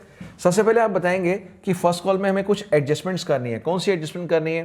पहला कॉल्स इन एरियर का, जैसे मैंने बताया था कॉल्स इन एरियर थे हमारे पास 7,000 के, तो वो एरियर हमने डेबिट कर दिया 56,000। जो हमारे पास जो हमारे पास एडवांस है, कुछ लोगों ने एडवांस दिया था हमें, कितने लोगों ने एडवांस दिया था हमें? 7,000 लोगों ने, तो वो एडवांस हमने डेबिट कर दिया पहले से। और इस टाइम पे एरियर भी है, 8,000 वालों ने नहीं दिए पैसे, वो भी डेबिट करना है 64। तो याद रखिएगा इस एंट्री में जो एडवांस था वो भी एडजस्ट किया कि इतना पैसा दोबारा नहीं आएगा, और एरियर तो आया ही नहीं है, यानी फर्स्ट कॉल पे भी और सेकंड कॉल पे भी, ये वाला 8,000 इंटू 8। तो ये कॉल्स इन एरियर फर्स्ट और सेकंड का था। एडवांस हमारे पास ये आया था, हमने उसको डेबिट कर दिया 56,000, और ऐसा ही सेकंड कॉल के लिए भी एडवांस आया है, वो हम यहाँ पे डेबिट करेंगे। तो आप ये दो पार्ट नोट कर लो, एडवांस फर्स्ट कॉल में भी एडजस्ट होगा और सेकंड कॉल में भी एडजस्ट होगा। जो हमारा एरियर है 8,000 का, उसने फर्स्ट कॉल नहीं दी, और 8,000 पे सेकंड कॉल नहीं दी, और ऐसे ही 5,000 पे सेकंड कॉल नहीं आई थी। तो जब सेकंड कॉल पे एरियर दिखाएंगे तो ये 8,000 तो दिखाएंगे, साथ में फाइनल कॉल भी। तो ऐसे कंबाइन एंट्री को फोकस करके आप समझ सकते हैं। जब हम ये तो हो गया, और यहाँ पे 7,68,000 हमारा फर्स्ट कॉल का अमाउंट। अब ये जो बैंक वाला अमाउंट है बैलेंसिंग फिगर, कैसे? 7,68,000 माइनस दोनों को कर दीजिए, ये 6,48,000 आ गया। ऐसे ही फाइनल कॉल की सेम एंट्री है 7,68,000, 3 रुपये आपका फेस वैल्यू, 5 रुपये प्रीमियम। और इसके बाद जब आपने एडजस्ट किया 7,68,000 में से, तो एरियर भी एडजस्ट कर दिया, एडवांस भी एडजस्ट कर दिया, और बैंक का अमाउंट आ गया 6,08,000, बिल्कुल सेम जैसा फर्स्ट कॉल का था। अब बात करते हैं फोरफीचर की, बहुत इंटरेस्टिंग एंट्री है। यहाँ पे 13,000 शेयर क्यों लिए? बिकॉज 8 और 5 दोनों के दोनों शेयर को हमें फोरफिट एक साथ कर रहे हैं, और एक शेयर कितने का है? 10 का। अब यहाँ पे सिक्योरिटी प्रीमियम, जो सिक्योरिटी प्रीमियम है 8,000 शेयर्स पे, वो 10 रुपीज़ नहीं आई। कैसे?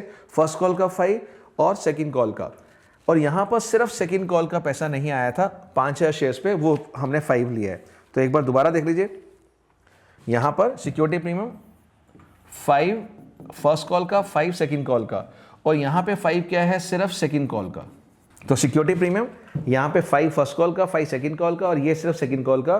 तो टोटल मिला के हमारा सिक्योरिटी प्रीमियम डेबिट हो गया 1,05,000। 2 शेयर फॉरफीचर बैलेंसिंग फिगर आएगी, और एरियर के अंदर जैसे मैंने बताया था, जो भी हमारा एरियर था, यहाँ पे एरियर था 64,000, यहाँ पे एरियर है 1,04,000, दोनों को हमने एक साथ राइट ऑफ कर दिया। तो this is the entry, take a screenshot. बहुत ही बढ़िया क्वेश्चन है, 2-3 बार सॉल्व कर लेना। और पार्ट है डिबेंचर्स का। डिबेंचर्स के अंदर क्या मेंशन है? यहाँ पे टोटल 20,000 डिबेंचर्स है, 9% ऑफ 100 ईच, और ये इशू हुए हैं 8% प्रीमियम पे, यानी सिक्योरिटी प्रीमियम यहाँ मेंशन है। एंड रिडीम करना है 15% प्रीमियम के ऊपर। तो यहाँ प्रीमियम सिक्योरिटी प्रीमियम भी है, और ये प्रीमियम रिडम्पशन डेबिट होगा लॉस के नाम से, क्रेडिट प्रीमियम रिडम्पशन के नाम से, वो गिवन है। और हमें 4 इक्वल इंस्टॉलमेंट से वापस करना है स्टार्टिंग फ्रॉम 3rd ईयर, उसका कोई भी रेलेवेंस नहीं रहेगा। The balance in security premium on the date of issue was 80,000, यानी साल के शुरू में 80,000 ऑलरेडी प्रीमियम है। तो ये प्रीमियम भी और ये 8% प्रीमियम दोनों को यूज करेंगे राइट ऑफ करने के लिए डिस्काउंट और लॉस को। ये याद रखिएगा, कई बार बच्चे इसको भूल जाते हैं या ये वाला प्रीमियम भूल जाते हैं। दोनों प्रीमियम को लेना पड़ेगा साथ में, और इंटरेस्ट हमें पे करना है 31 मार्च को। तो जनरल एंट्री पास करनी है, including journal entry for interest and also prepare loss on issued debenture account. तो हम दोनों चीजें करेंगे, एंट्री भी सिखाते हैं आपको और अकाउंट भी सिखाएंगे। तो सबसे पहले देखिए, पहली एंट्री आपने डिबेंचर को इश्यू किया, तो bank to debenture application allotment, debenture application allotment debit, loss on issue debit, to debentures to security premium to premium on redemption. तो आप देखिए बताएंगे यहाँ पे नंबर ऑफ डिबेंचर्स हैं कितने, और ये 20,60,000 कितने डिबेंचर्स को क्या मल्टीप्लाई करके आया।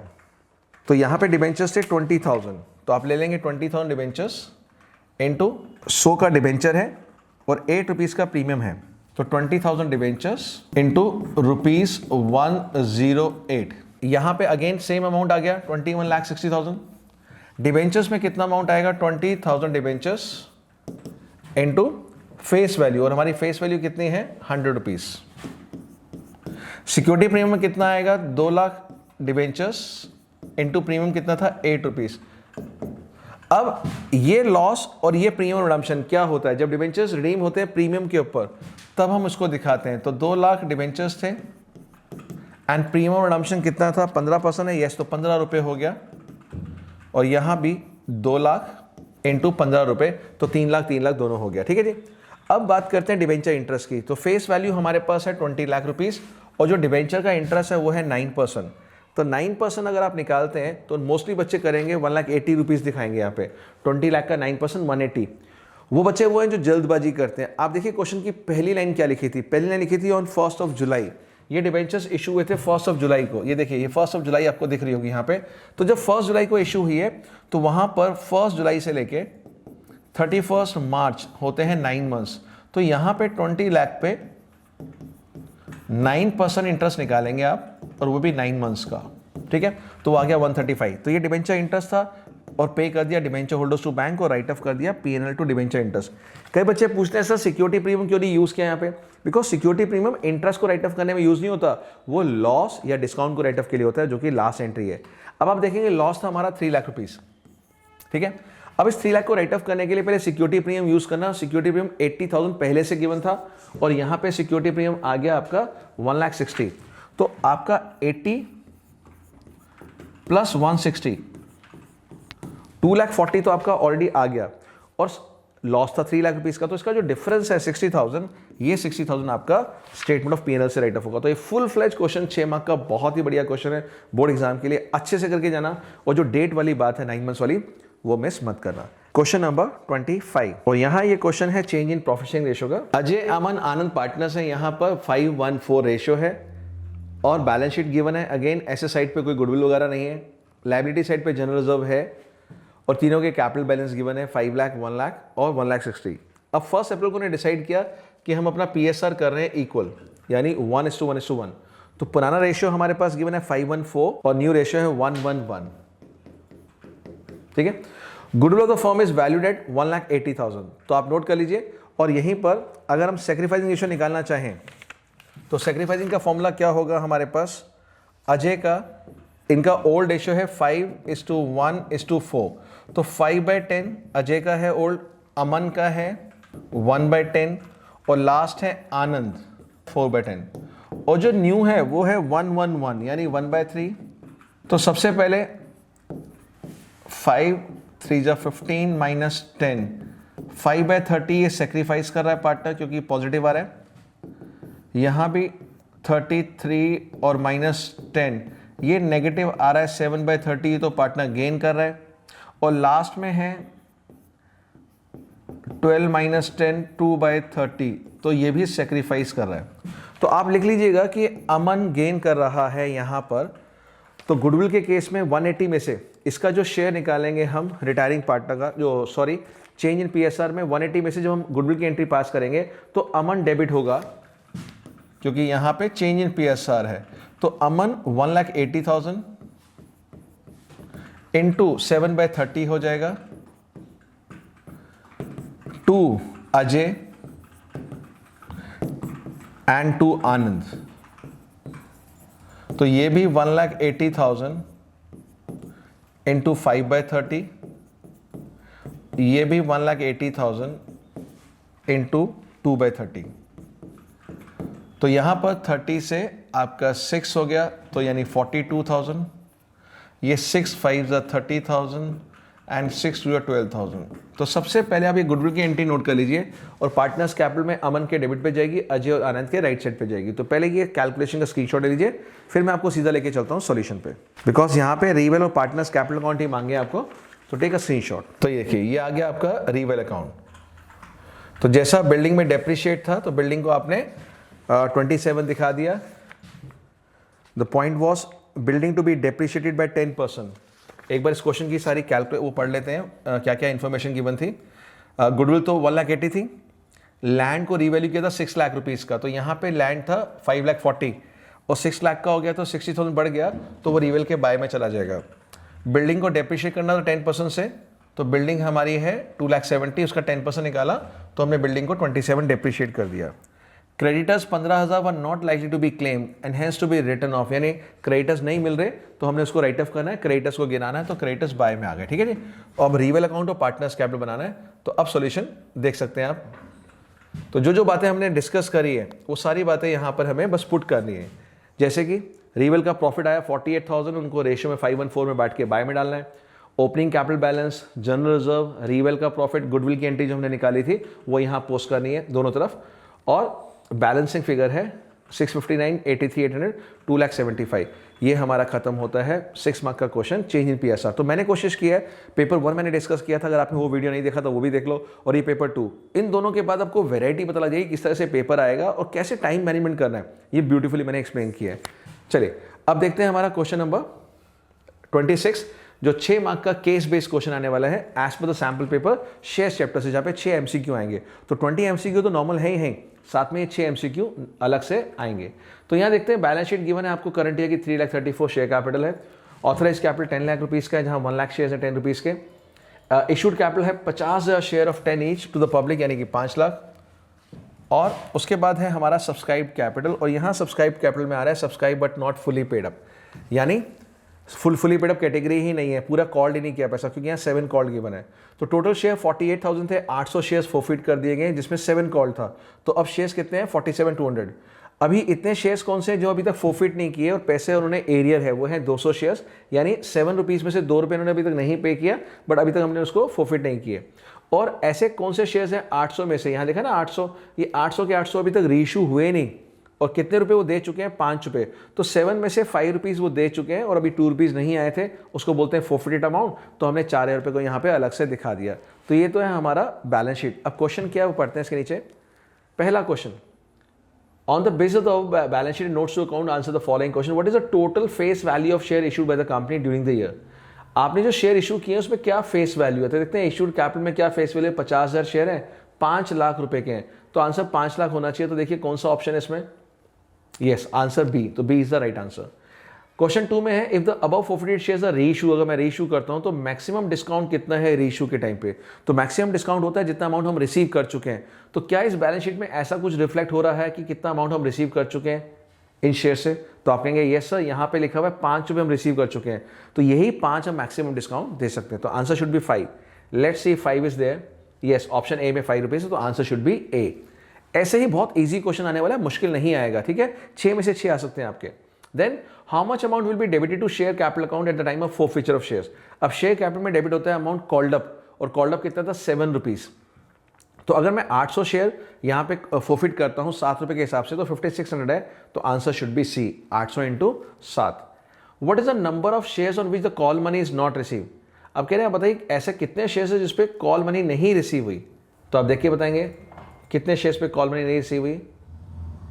तो आप कहेंगे सर यहाँ पे जो कॉल्स इन एरिया दिखाई दे रहा है वो हमें सिर्फ 200 पे दिखाई दे रहा है। तो क्या 200 शेयर्स आंसर है यहाँ पर? 200 shares, and yes answer is 200 share जिसपे कि हमारा अभी तक कॉल मनी नहीं रिसीव हुआ और अभी भी कॉल्स इन एरियर है जो फोरफिट नहीं हुए। देन ये कहता है कि अगर मान लीजिए जो शेयर्स फोरफिट हुए 800 शेयर, उसमें से मैं 500 शेयर रीइशू कर दूं 9 रुपये पर शेयर में fully paid, what will be the amount of discount on reissue and capital reserve?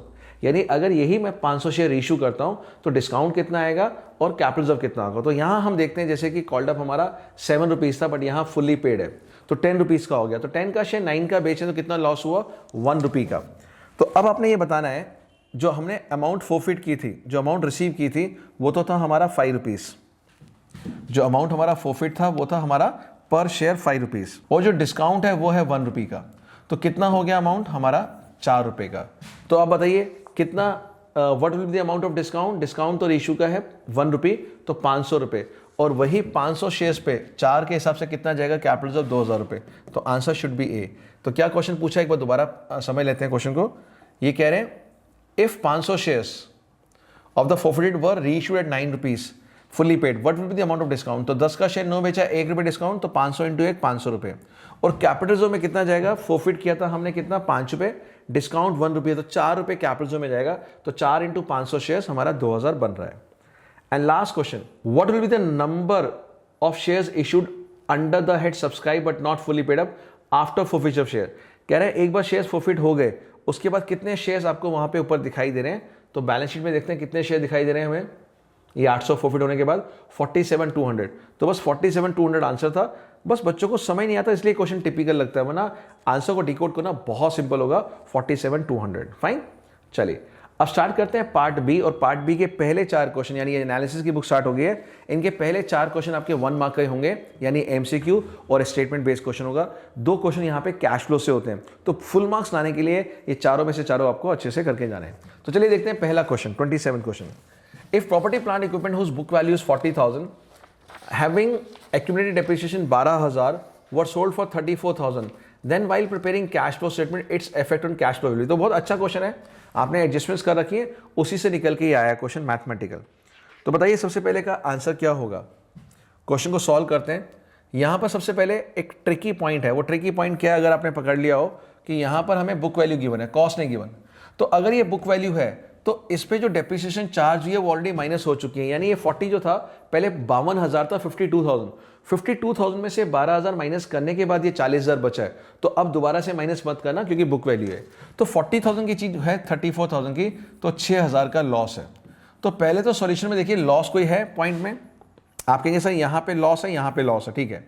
अब देखिए दूसरा आंसर क्या है, cash flow from investing 34, cash flow from investing 28, तो 28 तो कोई अमाउंट है ही नहीं, 34 हमारा पैसा आया है, तो हमारा आंसर क्या होना चाहिए, सी। तो इसलिए ऐसे क्वेश्चन को करने के लिए आपका न्यूमेरिकल भी स्ट्रांग होना चाहिए एंड थियोरेटिकल कॉन्सेप्ट भी। तो राइट आंसर है सी। इसका देखते हैं और पार्ट। अब यहाँ देखिए और पार्ट में 12% डिबेंचर्स हैं, 2 लाख और 1,60,000 अमाउंट है।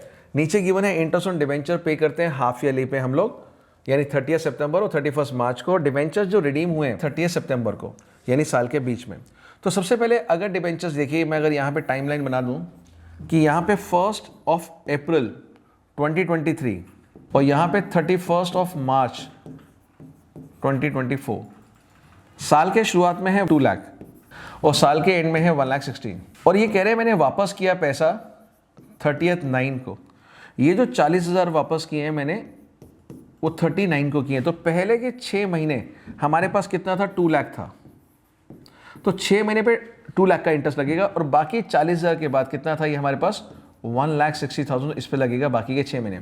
तो जो आप इंटरेस्ट 12% निकालेंगे वो निकालेंगे आप 2 लाख पे 12% 6 महीने का, और 1,60,000 पे 12% 6 महीने का, ये आपका इंटरेस्ट हो गया, ठीक है जी। तो निकालिए कितना आता है इंटरेस्ट आपका, अगर 12% होता है 24,000 रुपये पूरे साल का, 24,000, तो ये हो गया 12,000 रुपये, ठीक है। और वहीं पे अगर हम निकालते हैं 6 महीने का, तो ये आएगा 9,600 रुपीज़, तो ये हमारा 21,600 का इंटरेस्ट हो गया। तो ये तो पार्ट नोट कर लीजिए, ठीक है, क्योंकि क्वेश्चन में हम क्या पूछ रहे हैं, यहाँ पे क्वेश्चन में पूछ रहे हैं कि इस क्वेश्चन में आउटफ्लो कितना होगा कैश का, आपको आउटफ्लो बताना है। तो कई बच्चे कहते हैं 21,600 का आउटफ्लो है, बस ये आंसर लिख के आ जाते हैं और गलत हो जाता है, बिकॉज 21,600 के अलावा ये 40,000 है, ये भी तो आउटफ्लो है। तो 40 प्लस 21,600 टोटल आउटफ्लो होगा 61,600, तो ये आंसर होना चाहिए। तो क्वेश्चन में बताना है हमारा टोटल आउटफ्लो कितना है। तो पहले इसका स्क्रीनशॉट ले लीजिए, फिर हम आगे चलते हैं। तो इस इंफॉर्मेशन के बेस पे आपको बताना था यहाँ पे आउटफ्लो है या इनफ्लो है, ये चारों ऑप्शन में से। तो हमने ऑलरेडी आंसर सॉल्व कर लिया, तो हमारा आंसर है सी, आउटफ्लो 61,600, ठीक है। चलिए अब है मैच द फॉलोइंग का क्वेश्चन। तो यहाँ आपको आइटम गिवन है, इंटरेस्ट पेड ऑन लोन कौन सा है इन तीनों में से, तो interest paid on loan statement of profit loss में फाइनेंस कॉस्ट होता है। कैरेज इनवर्ड क्या होता है, आपका एक्सपेंस है, मगर कौन सा, अदर एक्सपेंस। रेंट रिसीव क्या होता है, रेंट रिसीव आपका अदर इनकम में आता है, बिकॉज जो स्टेटमेंट ऑफ पीएनएल में अदर इनकम है वो ड्रिप होता है, dividend receive, rent receive, interest receive, profit on sale of asset. तो ये करने के बाद ए का सेकंड है, तो ए का सेकंड यहाँ भी है और यहाँ भी है, और जो बी है, बी का है फर्स्ट, तो बी का फर्स्ट यहाँ आ रहा है, तो automatically answer will be B. Clear. Question number 29, which of the following transaction is involving decrease in both current ratio and quick ratio, यानी कौन सा ऐसा है जिसमें करंट और क्विक दोनों गिर रहे हैं। तो यहां पे मैं आपको पहली आइटम बता रहा हूं, purchase of plant for cash, second item sale of goods on credit, third payment made to trade payables, and fourth issue of shares for cash. आपने बताना है क्वेश्चन 29 में which of the following transaction is involving decrease in both current ratio and quick ratio. तो सबसे पहला purchase of plant for cash, यहां पे plant जो है आपका इंक्रीज हुआ है और कैश डिक्रीज हुआ है, तो कैश के गिरने से करंट एसेट्स भी गिरेगा और क्विक एसेट्स भी गिरेगा। Sale of goods on credit, अब जब गुड्स बेचते हैं तो डेटर्स बढ़ते हैं और गुड्स कम होते हैं। तो करंट रेशियो पे तो कोई असर नहीं पड़ेगा, मगर जो क्विक रेशियो है वो बढ़ जाएगा बिकॉज डेटर्स बढ़ेंगे, गुड्स तो उसमें आते ही नहीं, तो ये भी नहीं है। B, third, payment made to trade payable. अगर हम ट्रेड पेबल की पेमेंट करेंगे तो कैश हमारा कम होगा और लायबिलिटीज भी कम होगी, इस केस में हमारा रेशियो इंक्रीज होता है, तो ये भी पॉसिबल नहीं है। And issue of shares for cash consideration, cash से बढ़ने से रेशियो बढ़ जाएगा। और इन तीनों में हम एज्यूम, जब भी आ जाए ना क्वेश्चन ऐसा, तो एज्यूम करना कि ये आइडियल रेशियो से ज़्यादा है, तभी आपके आंसर सही आएगा। या तो क्वेश्चन में मेंशन करेंगे, बिकॉज अगर 1:1 मेंशन कर दें या 0.5:1 कर दें तो आंसर चेंज हो जाएंगे। तो जब कुछ ना लिखा हो तो नोट लिख के कि एज्यूम कर रहे हैं, आइडियल से कंपेयर कर रहे हैं, फाइन। तो ये हमारा आंसर हो गया, तो answer should B A. Next, अब देख रहे हैं और पार्ट, क्रॉस सेक्शन एनालिसिस, यानी कि आपका जो हमारे कॉमन साइज होते हैं वो कौन सा होता है इसमें से, स्टैटिक, डायनामिक, एक्सटर्नल या इंटरनल, तो आंसर स्टैटिक रहेगा। हॉरिजॉन्टल एनालिसिस यानी कंपैरेटिव हमारे डायनामिक होते हैं, फाइन, तो आंसर यहाँ पे ए रहेगा। Question 30, purchase of marketable security for 25,000 cash is an outflow of cash under investing. क्या ये सही है? बिल्कुल गलत है, बिकॉज मार्केटेबल सिक्योरिटी तो इन्वेस्टिंग होती नहीं है, वो तो हमारा कैश इक्विवेलेंट होता है। दूसरा, sale of patent is added to operating activity as amortisation of intangible asset. अब सेल ऑफ पेटेंट से तो इन्वेस्टिंग में प्लस होता है, वो तो अगर पेटेंट्स गिरते हैं तब हम अमोर्टाइज मानते हैं, सेल को हम ये नहीं मानते, तो दोनों स्टेटमेंट फॉल्स है। तो इन चारों में से आंसर रहेगा B, both the statements are false. Then question 31, head sub head का, ये तो हॉट फेवरेट क्वेश्चन है सीबीएसई का। तो यहाँ पर 6 आइटम गिवन है, वो 6 की 6 आइटम मैं आपको सॉल्यूशन के साथ दिखा देता हूँ ताकि आप उसका स्क्रीनशॉट ले पाएं। तो ये क्वेश्चन है 31, ये 6 आइटम हमने पूछी है। शेयर ऑप्शन आउटस्टैंडिंग, तो आंसर है इसका major head share holders fund और sub head reserve surplus. Unclaimed dividend current liability, sub head other current liability. Advance recoverable in cash, किसी से लेना है, करंट एसेट्स और ये short term loans advance. Share forfeiture हमारा शेयर होल्डर्स फंड में, sub head share capital. Calls in arrear share holders fund में आता है और डिडक्ट होता है शेयर कैपिटल से। एंड लास्ट है मशीनरी अंडर कंस्ट्रक्शन यानी नॉन करंट एसेट्स में, property plant equipment and intangible asset के अंदर कैपिटल वर्क इन प्रोग्रेस। तो ये 6 आइटम थी। Next question number 32, question number 32 3 marks का, यहाँ कंपैरेटिव या कॉमन साइज कोई भी क्वेश्चन आ सकता है। तो देखते हैं, यहाँ पे है कॉमन साइज इनकम स्टेटमेंट। तो रेवेन्यू फॉर ऑपरेशन गिवन है, other income, cost of material consume, finance cost और टैक्स गिवन है। तो सबसे पहले रेवेन्यू और अदर इनकम ऐड हो जाएंगे, माइनस करेंगे cost of material consume, finance और टैक्स माइनस हो जाएगा। यहाँ पर बेस किसको मानते हैं? बेस मानते हैं हम आरएफओ को, यानी रेवेन्यू फॉर ऑपरेशन को बेस मानते हैं, ना कि टोटल रेवेन्यू को, टोटल इनकम को नहीं। तो कई बच्चे रेवेन्यू प्लस अदर इनकम को ऐड करके बेस मानते हैं, तो ऐसा नहीं करना। तो चलिए देखते हैं सॉल्यूशन। तो यहाँ पर पहले प्रीवियस ईयर फिर करंट ईयर, एब्सोल्यूट चेंज नहीं आएगा, यहाँ पे सिर्फ परसेंटेज चेंज आएगा बिकॉज कॉमन साइज है। अगर कंपैरेटिव होता तो यहाँ पे परसेंटेज, यहाँ पे एब्सोल्यूट चेंज आता और लास्ट में आता परसेंटेज चेंज। तो यहाँ हमने फिगर लिख लिया, जैसे बताया, टैक्स माइनस करके प्रॉफिट आ गया। अब इस 1,50,000 को 100 मानना है, 2 लाख को 100 मानना है, और इस 25,000 को डिवाइड बाय 150 इंटू 100, 175 को डिवाइड बाय 150, इन सभी आइटम को 150 से डिवाइड करके इंटू 100 परसेंटेज निकालनी है। और यहाँ पे 2 लाख से डिवाइड करना है हर आइटम को, 15,000 by 2 lakh, 2 lakh 15 by 2 lakh, 110 by 2 lakh, इन सभी आइटम को 2 लाख से डिवाइड करके आपको आंसर निकालना है। तो ये क्वेश्चन की प्रैक्टिस बहुत कर लो, ये फ्री के नंबर है। मैं बार बार कहता हूँ जिन बच्चों को डर लगता है अच्छे मार्क्स नहीं आते, प्लीज ये question comparative common size 3 mark आपके लिए फ्री के हैं, बिल्कुल ठीक है। चलिए अब बढ़ते हैं, सेकंड लास्ट क्वेश्चन जो पेपर में आता है वो होता है 33rd, और वो रेशियो का 4 मार्क का चॉइस में आएगा। तो आप देख सकते हैं यहाँ दोनों चॉइस में क्वेश्चन गिवन है, तो बोर्ड एग्जाम में कोई भी एक क्वेश्चन आप कर सकते हैं।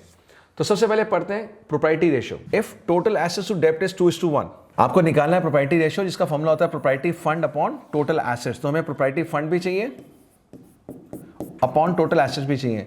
ये कह रहे हैं टोटल एसेट टू डेब्ट है 2:1, यानी ऊपर टोटल एसेट्स, नीचे डेब्ट है 2/1, ठीक है। और डेब्ट है 5 लाख के, तो अगर डेब्ट 5 लाख का है तो टोटल एसेट्स 10 लाख के हो जाएंगे, तो सीधा सीधा टोटल एसेट्स तो आ गए। इक्विटी शेयर है 50.5 टाइम्स ऑफ डेब्ट, यानी डेब्ट का 50%। तो डेब्ट अगर 5 लाख है तो ये कितना हो जाएगा? 2,50,000। प्रेफरेंस शेयर है 25% ऑफ इक्विटी शेयर, तो 1/4 कर दो, 62,500, ये प्रेफरेंस शेयर हो गए। And net profit before tax है 10 लाख और टैक्स है 40%, तो नेट प्रॉफिट में से टैक्स माइनस कर देंगे तो वो नेट प्रॉफिट आफ्टर टैक्स आ जाएगा, जिसको हम रिजर्व सरप्लस मान सकते हैं। तो सॉल्यूशन देखते हैं, पहले स्क्रीनशॉट ले लीजिए और कैसे निकालेंगे प्रोप्राइटी रेशियो वो सिखाते हैं। तो जैसे मैंने बताया यहाँ पे टोटल एसेट टू डेब्ट 2/1, डेब्ट 5 लाख था तो हमारा इक्विटी 10 लाख हो गया। प्रेफरेंस शेयर था 5 लाख का आधा, तो 2,50,000, और 2,50,000 का 25% जो था हमारा 62,500 प्रेफरेंस शेयर, और जो हमारे पास सरप्लस है टैक्स देने के बाद 6 लाख बच गया, तो टोटल हमारा आ गया 9,12,000 प्रोप्राइटरी फंड।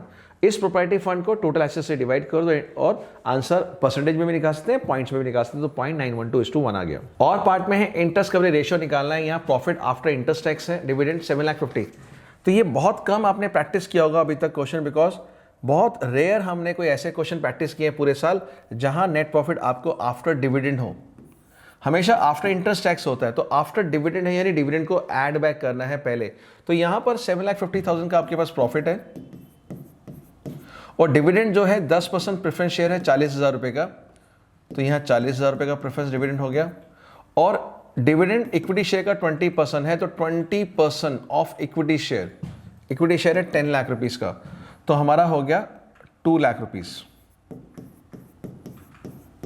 ये ऐड बैक करना है, तो 7,50,000 था profit after interest tax dividend, यानी ये मान लीजिए आपका पीबीआईटी होता है पहले, उसमें से आप पहले माइनस करते हैं इंटरेस्ट, तो पीबीटी आता है, फिर माइनस करते हैं टैक्स, तो पीएटी आता है, और फिर लेस करते हैं आप डिविडेंड, तो आता है profit after interest tax and dividend. ठीक है जी, तो मैंने डिविडेंड ऐड कर लिया तो प्रॉफिट आफ्टर टैक्स आ गया, और कितना हुआ ये 7 और 2 9, 9,90,000। अब ये 9,90,000 आपका आ चुका है, आपने निकालना है पीबीटी और टैक्स माइनस करना होता है इसमें से। तो कई बच्चे क्या करते हैं, टैक्स को, यहाँ पे टैक्स का परसेंट कितना है 25%, वो 25% 9,90,000 का ऐड करके पीबीटी निकाल देते हैं, जो बिल्कुल गलत है। यानी ये 990 तो टैक्स देने के बाद है, तो वो टैक्स की परसेंटेज इस प्रॉफिट पे कैसे लगती है, वो परसेंटेज तो पीबीटी पे लगती है, जो पीबीटी गिवन नहीं है। तो दो तरीके हैं, एक तरीका तो यह है पीबीटी को निकालना है सदाबहार तरीके से पुराना, let PBT equal to X minus 25/100 of X is equal to 990, और आपका पीबीटी आराम से एक्स आ जाएगा। दूसरा तरीका है शॉर्टकट मेथड, कि अगर टैक्स 25% है, इसका मतलब ये 75% है, तो इसी को 75 से डिवाइड करके इंटू 100 कर दो, पीबीटी आ जाएगा। तो दो चॉइस हैं आपके सामने जो आपको अच्छा लगे। पहला तरीका, पीबीटी को x low, x minus 25% of x 990 और एक्स आ जाएगा, वो यहाँ लिख देंगे, या फिर इस तरह से। और अब ऐड करना है सिर्फ इंटरेस्ट, और वो इंटरेस्ट किस पे होगा, डिबेंचर्स वगैरह पे, वो इंटरेस्ट ऐड करके हमारा पीबीआईटी आ जाएगा। और निकालना क्या है हमें, पीबीआईटी अपॉन इंटरेस्ट, यानी हमारा इंटरेस्ट का रेशियो का फॉर्मूला क्या होता है, पीबीआईटी अपॉन एनुअल इंटरेस्ट। तो हम इंटरेस्ट को ऐड बैक कर देंगे, और इंटरेस्ट कितना होगा 9% डिबेंचर्स ऑफ 8 लाख रुपीज 72,000। तो 72 ऐड करके ये जो पीबीटी आएगा उसको ऊपर लिखेंगे डिवाइड बाय 72। तो इसका स्क्रीनशॉट लीजिए, मैं आपको सॉल्यूशन दिखा रहा हूं पूरा फुल फ्लेज। चलिए तो यहां पे देखते हैं सॉल्यूशन, जैसा मैंने डिस्कस किया 9,90,000 आपका आ रहा था, 9,90,000 उसके अंदर हमने ऐड किया आपका जो था टैक्स वाला पोर्शन, तो आंसर आ गया 13,20,000। 13,20,000 में मैंने इंटरेस्ट ऐड किया 72, तो मेरा प्रॉफिट आ गया 13,92,000। तो 13,92,000 divide by 72,000 equal to 19.33 times. ठीक है, तो ये हमारा रेशियो खत्म होता है। अब आखिरी क्वेश्चन इस पेपर 2 का, वो है कैश फ्लो स्टेटमेंट। पहले क्वेश्चन को पढ़ लेते हैं, फिर सॉल्यूशन देखेंगे। क्वेश्चन को पढ़ने से पहले बता दूं, कैश फ्लो बहुत ही सिंपल है, अगर आपको पता हो क्या कौन सी आइटम कहाँ जाती है। एग्जांपल के तौर पे आपको पता होना चाहिए फाइनेंसिंग कहाँ मिलेगी मुझे, बिकॉज बच्चे कंफ्यूज क्यों होते हैं, बिकॉज फॉर्मेट अच्छे से याद नहीं है। ऑलवेज रिमेंबर फाइनेंसिंग कहाँ से मिलेगी आपको, हमेशा शेयर कैपिटल से, हमेशा लॉन्ग टर्म बोरिंग से, हमेशा शॉर्ट टर्म बोरिंग से। तो लिख लीजिए, आप अपने आप इजी कर सकते हैं जब आपको कॉन्सेप्ट क्लैरिटी हो कि फाइनेंसिंग हमेशा मिलेगी शेयर से, long term borrowing non current liability से, और करंट लायबिलिटी में शॉर्ट टर्म बोरिंग से। तो टेंशन ही नहीं, फाइनेंसिंग 3 आइटम तो समझ आ गई। रिजर्व सरप्लस में हमें मिलता है नेट प्रॉफिट, ऑपरेटिंग का सबसे पहला प्रॉफिट नेट प्रॉफिट। फिर हमें ट्रेड पेबल अगर हमारा बढ़ रहा है या गिर रहा है, देखिए 23 है, ये 24 है, तो 160 से 80 हो गया, गिर रहा है, तो ये माइनस हो जाएगा cash flow from operating activity में, जो working capital changes. Other current liability में नोट लिखा हुआ है, तो देखेंगे नीचे नोट क्या है, नीचे पढ़ के देखते हैं। एंड यहाँ प्रॉपर्टी प्लांट इक्विपमेंट में 1440 से 1280 हो रहा है। एंड देन हमारे पास इनटेंजिबल एसेट्स भी हैं कि ये 160 के साथ डैश है, ये 5,12,000 के साथ है, और ये इसके साथ है। ठीक है, इसको देख कैसे सॉल्व करेंगे। तो यहाँ पर प्रॉपर्टी प्लांट 1440 से 1280 नीचे एडजस्टमेंट देखेंगे। इनटेंजिबल एसेट 8 लाख से 9,60,000 हो रहे हैं, और नीचे एडजस्टमेंट में लिखा हुआ है ये गुडविल है, तो अगर गुडविल बढ़ेगी तो इन्वेस्टिंग में माइनस हो जाएगा। नॉन करंट इन्वेस्टमेंट्स 80,000 से बढ़ रही है, तो ये भी कैश फ्लो इन्वेस्टिंग में माइनस हो जाएगा। इन्वेंट्री नील से 1,60,000 बढ़ रही है, तो माइनस होगी। ट्रेड रिसीवेबल 4,40,000 से 5,12,000 हो रहे हैं, बढ़ रहे हैं, तो डिफरेंस माइनस हो जाएगा। और कैश इक्विवेलेंट ओपनिंग ये है 7,04,000, इसको ऐड करेंगे तो 8,00,000 हमारा आंसर आना चाहिए। ठीक है जी, तो ये अलाइनमेंट थोड़ी सी नीचे कर लेना। तो ये स्क्रीनशॉट ले लो। अब बढ़ते हैं सॉल्यूशन की तरफ। और हाँ, एडजस्टमेंट भी मैं आपको दिखा दूं कि एडजस्टमेंट में क्या क्या है और अकाउंट किसका बनेगा। देखिए एडजस्टमेंट में क्या गिवन है, पहले नोट्स पढ़ लेते हैं। किस किस के नोट्स गिवन है यहाँ पे। नेट प्रॉफिट का था, सिंपल है वो तो। लॉन्ग टर्म बोरिंग में सिंपल है, डिफरेंस फाइनेंसिंग है, आउटस्टैंडिंग एक्सपेंसेस है, बढ़ रहे हैं तो करंट लायबिलिटी ऐड हो जाएगा और गुडविल बढ़ रही है तो इन्वेस्टिंग माइनस। डेप्रिसिएशन 1,60,000 का है जो टैंजिबल एसेट्स पे प्रोवाइड होगा, तो ये मशीन अकाउंट के क्रेडिट साइड पे जाएगा बाय डेप्रिसिएशन। मशीन कॉस्टिंग, यहाँ कॉस्ट लिखा हुआ है, ध्यान रखना कॉस्ट, तो 40 में से पहले माइनस करेंगे 24,000, 16,000, 16 की चीज 8 में बेची, 8,000 का लॉस हो गया। और डिबेंचर्स इशू में 1 अप्रैल को 23 यानी बिगिनिंग ऑफ द ईयर। इसका मतलब जो इंटरेस्ट है डिबेंचर इंटरेस्ट वो क्लोजिंग बैलेंस पे लगेगा, यानी ओपनिंग पे नहीं लगेगा। फाइन, तो अब देखते हैं यहाँ पे सॉल्यूशन। तो जो बच्चे सॉल्व कर चुके हैं और मेरे साथ सॉल्व कर रहे हैं साथ साथ, वो देख सकते हैं कि सबसे पहले हमें नेट प्रॉफिट बिफोर टैक्स निकालना था, बट यहाँ पे नेट प्रॉफिट गिर रहा था इसलिए नेट लॉस आ गया -160 का। तो आप देख सकते हैं सबसे पहले यहाँ पर 640 से 480 हो गया, तो माइनस में आ रहा है, तो नेगेटिव से स्टार्ट हुआ 1,60,000, तो -160 ले लिया हमने नेट लॉस। ऐसा पॉसिबल है, कई बच्चे हमेशा प्रॉफिट लेके चलते हैं।